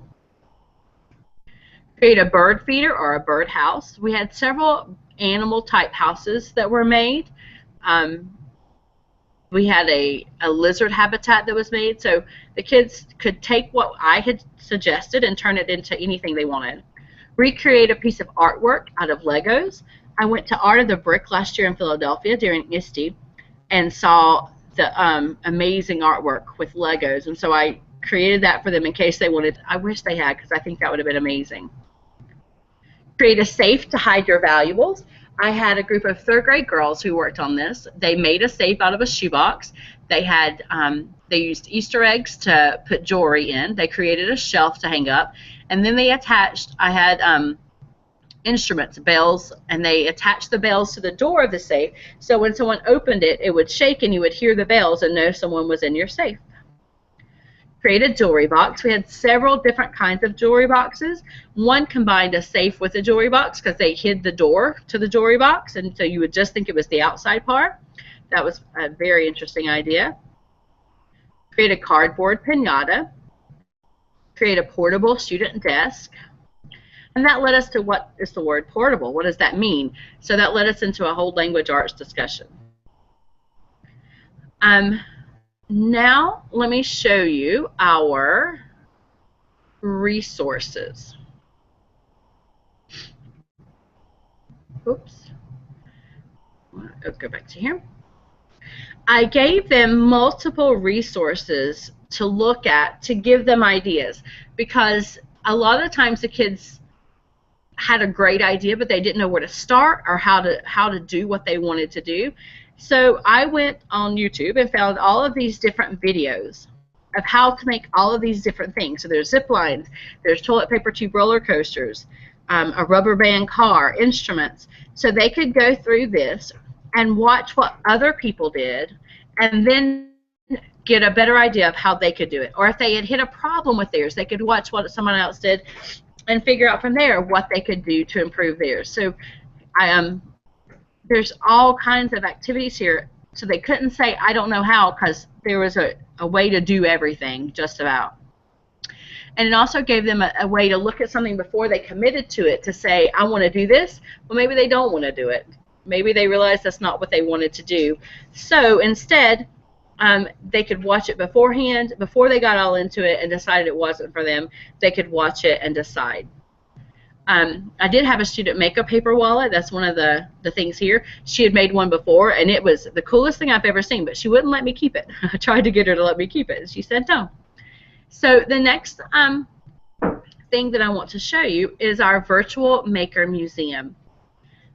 You may go back and visit the Maker Museum anytime. If you go to my website, nancypinchev.com, you can see the link to the Maker Museum, and you can watch it anytime. These are all of our 3rd through 5th grade classes, and if you click on them, it will take you to a YouTube video that shares with you the project that those students in that class did. So there is a picture of the project, and then a video.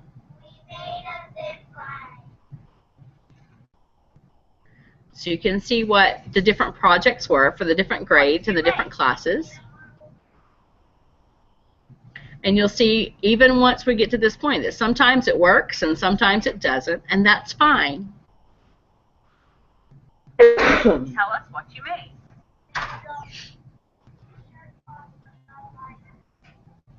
Show us the shirt.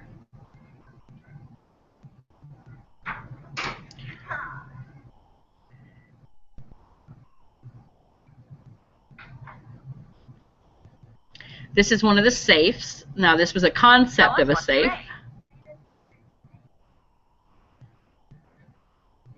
Very nice. This is the pinball machine that everybody loves. What did you make?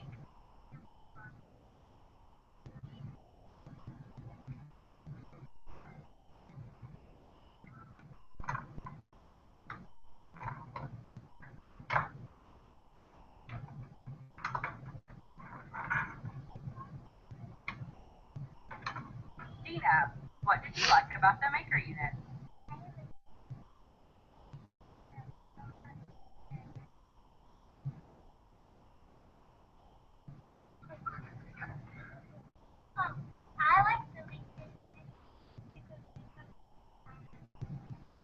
Try it.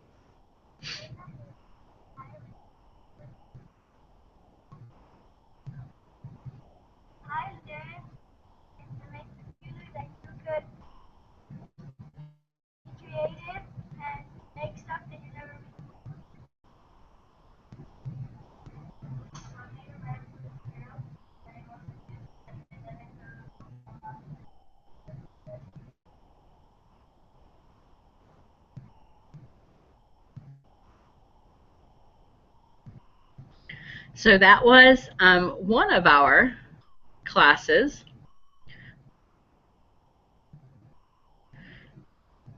And what they did. So our maker unit, again, was about student choice and student voice and letting them decide what they wanted to do. It was not the easiest thing I've ever taught, but it was certainly the best thing I've ever taught. It was the best because the kids were very much into this. They would come in and for their class, and I would say, all right, guys, today you have 25 minutes to work on your project. I'm here with the hot glue gun and the X-Acto knife if you need me. Otherwise, get busy. And they would start. And I would stop them. I would say, okay, we have 10 minutes until it's time to stop. And normally it would be, I would worry about it being really, really, really loud. But they didn't get that loud because they were working just with their partners. On occasion it would get loud, and I would say strike one, because we have a 3-strike rule for loudness and things like that. So they would get 3 strikes if they got too loud, and then we would stop working for a while, and they would have to sit a while, and they don't like that. So that was fine. We just kept going and didn't have a really big problem. And I would stop them at about 10 minutes to go and say, okay, we have 10 minutes. And I would say, okay, we have 5 minutes. In 5 minutes, we have to clean up. And they had pulled out all of this stuff because we had boxes and toilet paper rolls and anything you can imagine we had, and lots of duct tape. So they had to clean up before they could go. And I really didn't have time for them to go over because I usually have classes back to back. So they had to clean up, and they had to be done, and they had to get out of the room. And we had already set that up at the beginning of our unit that if you're not following these directions and you can't follow these rules, then we have to stop. And nobody wanted to stop. So I did not have that big of a problem with them cleaning up. Now, the quality of cleanup may not have been so great, but they did a phenomenal job of putting everything back and making sure their stuff got put back where it was supposed to so nobody else would take their stuff. And then the next week they would come in and take it again. Because I have 3, 6, 9, 10, 11, 12. There was probably 15 classes doing the maker project at one time. And when you have that many people doing something like that, it can create chaos. And while my room was not the cleanest during that time or ever, but during that time especially, there were boxes, but it was a neat chaos. And everything was put up because they didn't want to lose their stuff. I asked parents to bring in anything that was broken. The kids also, once they decided on their project, they went home and brought in what they thought they needed. I also took requests. The first 2 weeks, they wrote down anything they wanted me to buy, and I went to Dollar Tree. I spent lots of time at Dollar Tree. We have an amazing, huge Dollar Tree that's the size of like a Walmart. So I spent a lot of time there getting what they needed and not spending a lot of money. I think I probably spent $200 for all of our kids to do that project, which is not bad, and I was able to put it through our maker grant. So because a lot of things we reused. So So I was able to fund things that way. And then the kids brought in things that they needed. They brought in a car from home if that's what they needed, or they brought in marbles when they needed them, or a pulley system, or whatever it is that they decided they wanted. If I didn't have it, they got it from home. And then I talked to our staff, our maintenance staff, and they gave us all the toilet paper rolls and paper towel rolls and boxes from the paper boxes that came in. And paper boxes were a great way that we were able to store the materials while it was being worked on. I put the name of each class on each box, and they could put their things in there. And once it got overflowing, sometimes we had 2 or 3 boxes or a big chip box instead. But that was able to help us organize things as well. This was the best thing that I've done as a teacher also, because it made the kids think, because what they pictured in their mind and what they drew out and then what they could actually do with the materials we had were sometimes very different. So they wanted logs, big sticks, and they wanted to make it 10 foot tall. Well, my room's not even 10 foot tall. So they had to scale back and think of how they could do it. They wanted to create a zip line that went all the way across the media center from one shelf to the bottom of another shelf on the other side, but we couldn't leave that up all the time. That would be dangerous, and then that just couldn't happen. So they had to rethink their plans. It was a deep thinking, because even if you make it and it's the most perfect thing in the world and then you test it, it doesn't always work like you thought it would. I had a lot of what could have been some major breakdowns from children, but instead of falling apart and saying, I quit because I can't do this, they would go, oh, it's not working. And I would say, oh no, what are we going to do? And I never gave an answer because I didn't know what to do. My job was to hot glue and to use the X-Acto knife, and that's what I did. So they would have to come up with a way to solve it. And sometimes they would have to go and ask somebody else, how can I fix this because mine's not working? What are you doing? And can you help me with this? And so the thinking went to a whole nother level. So it was the best thing I've ever done, because the kids' voice, they chose it, they picked it, they organized it, they did it. And because it led to a lot of deep, deep thinking. Not a worksheet doesn't do that. Not everything you do in the classroom causes them to think. And this caused them to think. They couldn't just Google the answer. Even if they did try to Google it, it would still not necessarily work, because the materials that somebody else had might not be the materials we had, and so they had to work with what we had, so they had to think about it in a new and different way. And that's what made it so special. I have a cold, excuse me. Oh, okay. So that's what made this unit so special. The kids were thinking, they were in charge, and some of the third graders just told you in that video that they liked it because they got to work with their friends, they got to decide what to do, they got to put things together, they were using their hands. They don't get to do that a lot right now, because teachers have a problem associating this playtime with learning. Well, Maker is not playtime. Maker is some deep, thoughtful stuff. And it really was the best thing I've ever done. Next year, we did it this year with 3rd through 5th grade. Next year, the plan is to increase it kindergarten through 3rd grade, but not all at the same time. Kindergarten through 2nd, we'll be doing a Maker project at one point in the year, and 3rd through 5th at another time.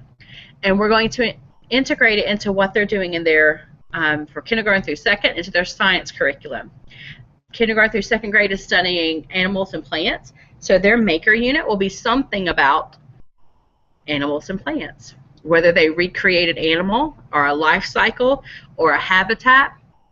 One of my ideas, that it depends on the school and how we can work this out, is to recreate and make an actual habitat. Right now we have a butterfly garden that's kind of fallen apart, so we could make it better. How can we improve the butterfly garden? Could be our essential question. Or could we take and make an actual aquatic habitat for turtles and other animals? So we have to see where it's going to go, where the kids want to go with it, where teachers want to go with it, and where I can go with it. For 3rd through 5th grade, their maker projects will be all based on different things. 4th grade, their maker project is going to be focused on the forts of Florida, because that's something they study is Florida history. And they've done a project for years now where they bring in the dads and they create a fort using recyclable materials from home, boxes from oatmeal, Coke cans, whatever they can bring from home, they use it. This year, well, for next year, we want to take that and expand it. I want the kids to find actual forts. I want them to have the measurements and translate those measurements into a piece of paper. And so if it's 150 feet, how long is that on this grid, on a grid sheet? I want them to take that and put it into a 3D platform. And I want them to 3D print their fort. And then I want them to make the fort with all their recyclable materials and their dads from their 3D printed object. So we're taking it and expanding it, and it's not just about social studies. And we have math, and we have technology, and we have our parent involvement. So it's going to be more, and I'm not sure how it's going to work yet, but that's what I'm loving about this unit.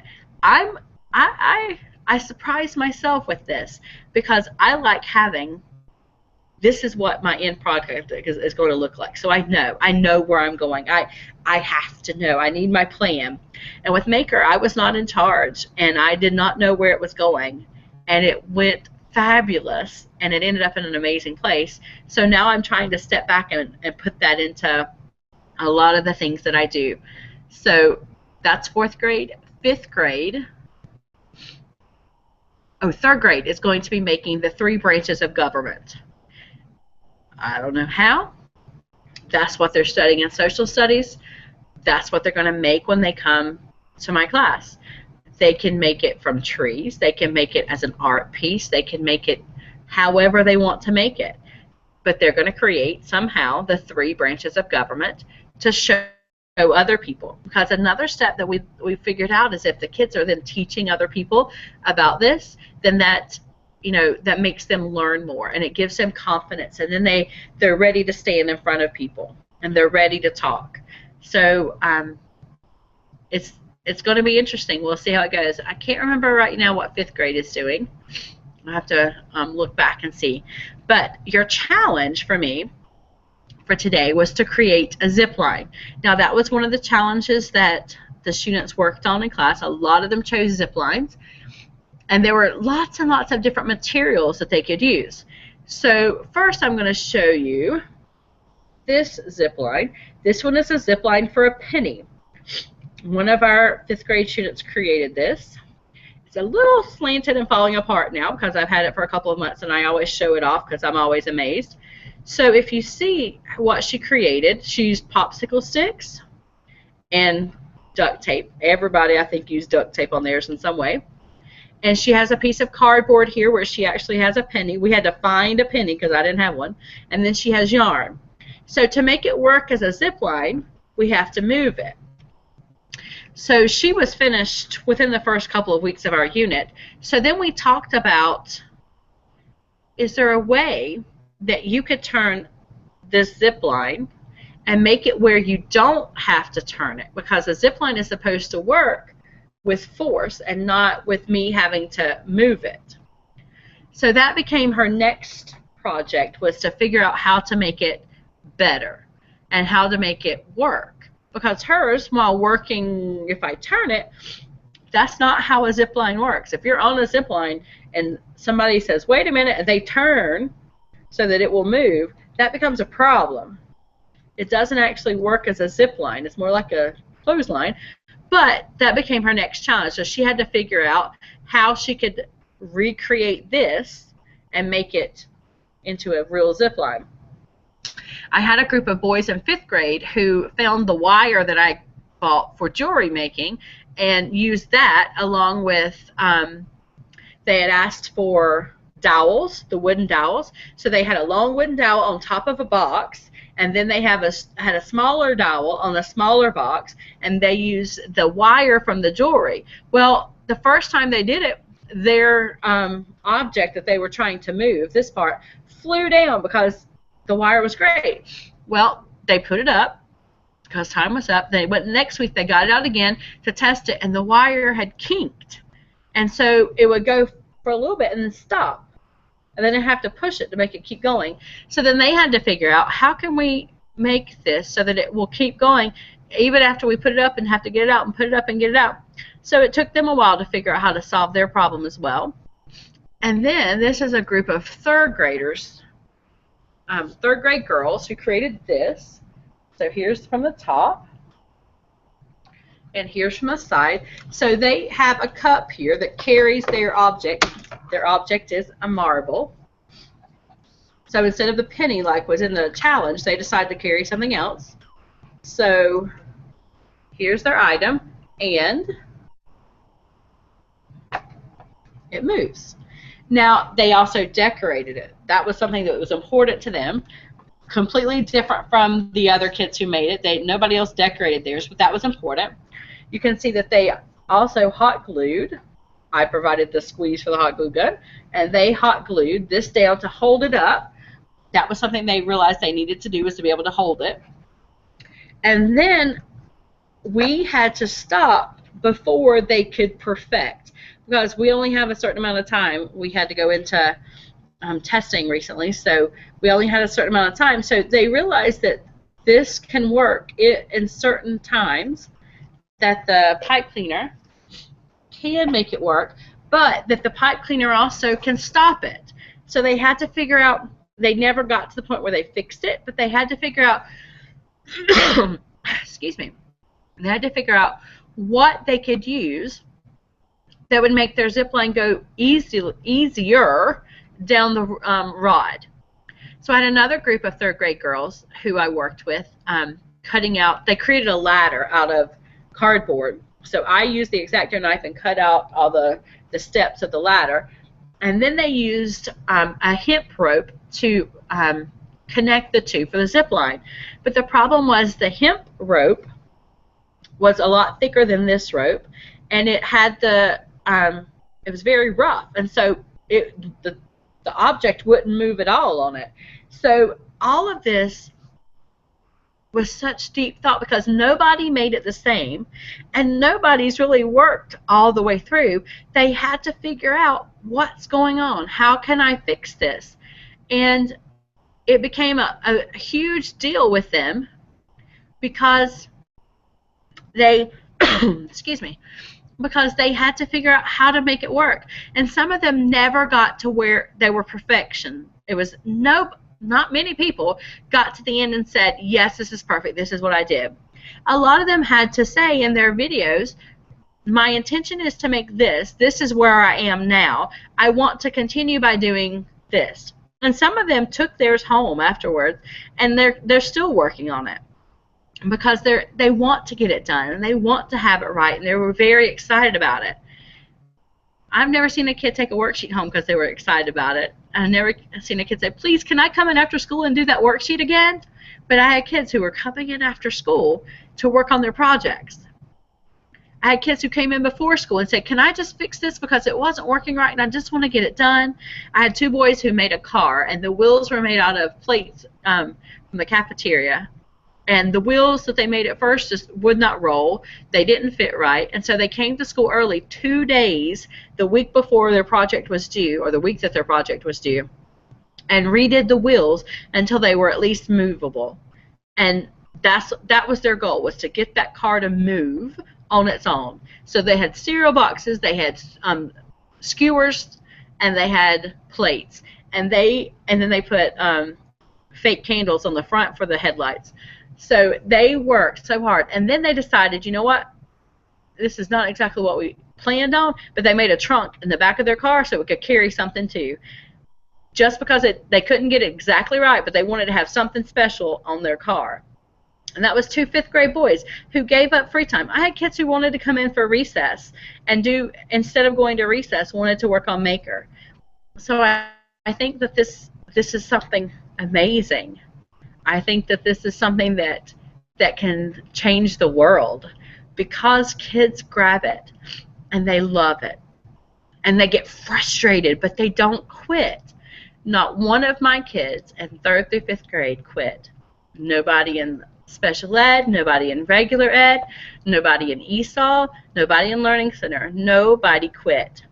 They got frustrated. They would stop and sit back for a little while, but they never gave up. And that was just amazing to me, that I could help them figure out a way to keep working.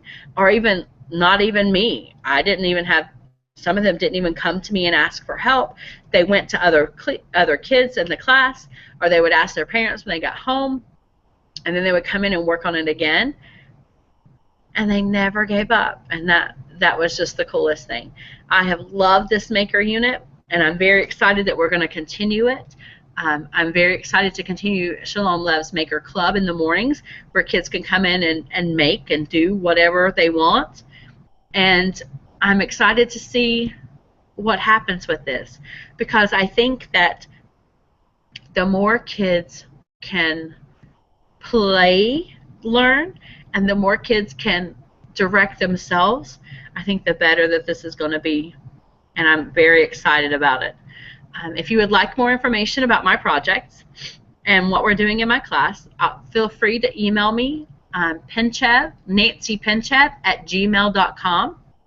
You can get to me that way. You can go to my website, nancypinchev.com, or you can tweet me at Pinchavable. Pinchev, Penchevable. I have to think about how to spell it every time. So at Pinchavable is my Twitter. Tweet me, and I would love to share with you and learn from you as well. Because like I said, first year, it's going to grow and it's going to change, and I'm not going to be in control and have control over everything, and the kids are going to fly, and it's going to be amazing. And I can't wait to see what they create. And I can't wait to see what you create with your zip line. So get to working and figuring out how you can create a zip line from things around your house. You can make it as simple or as complex as you want. It can be long, it can be short. My hope is that you do it with kids maybe in the neighborhood this summer even, figuring out a zip line that can carry a water balloon and drop it off. Or treats for the dog. Oh, that's a good one. So figure out what you can do. Figure out what you can make and make it. Share it with me. Share it with #GlobalMakerDay so we can see what you're doing. And I can't wait to learn more about what you're doing with your maker. Please share with me so I can see and be inspired by you as well. All right, I have to go do carpool now. So thank you very much, and I hope you have a great day.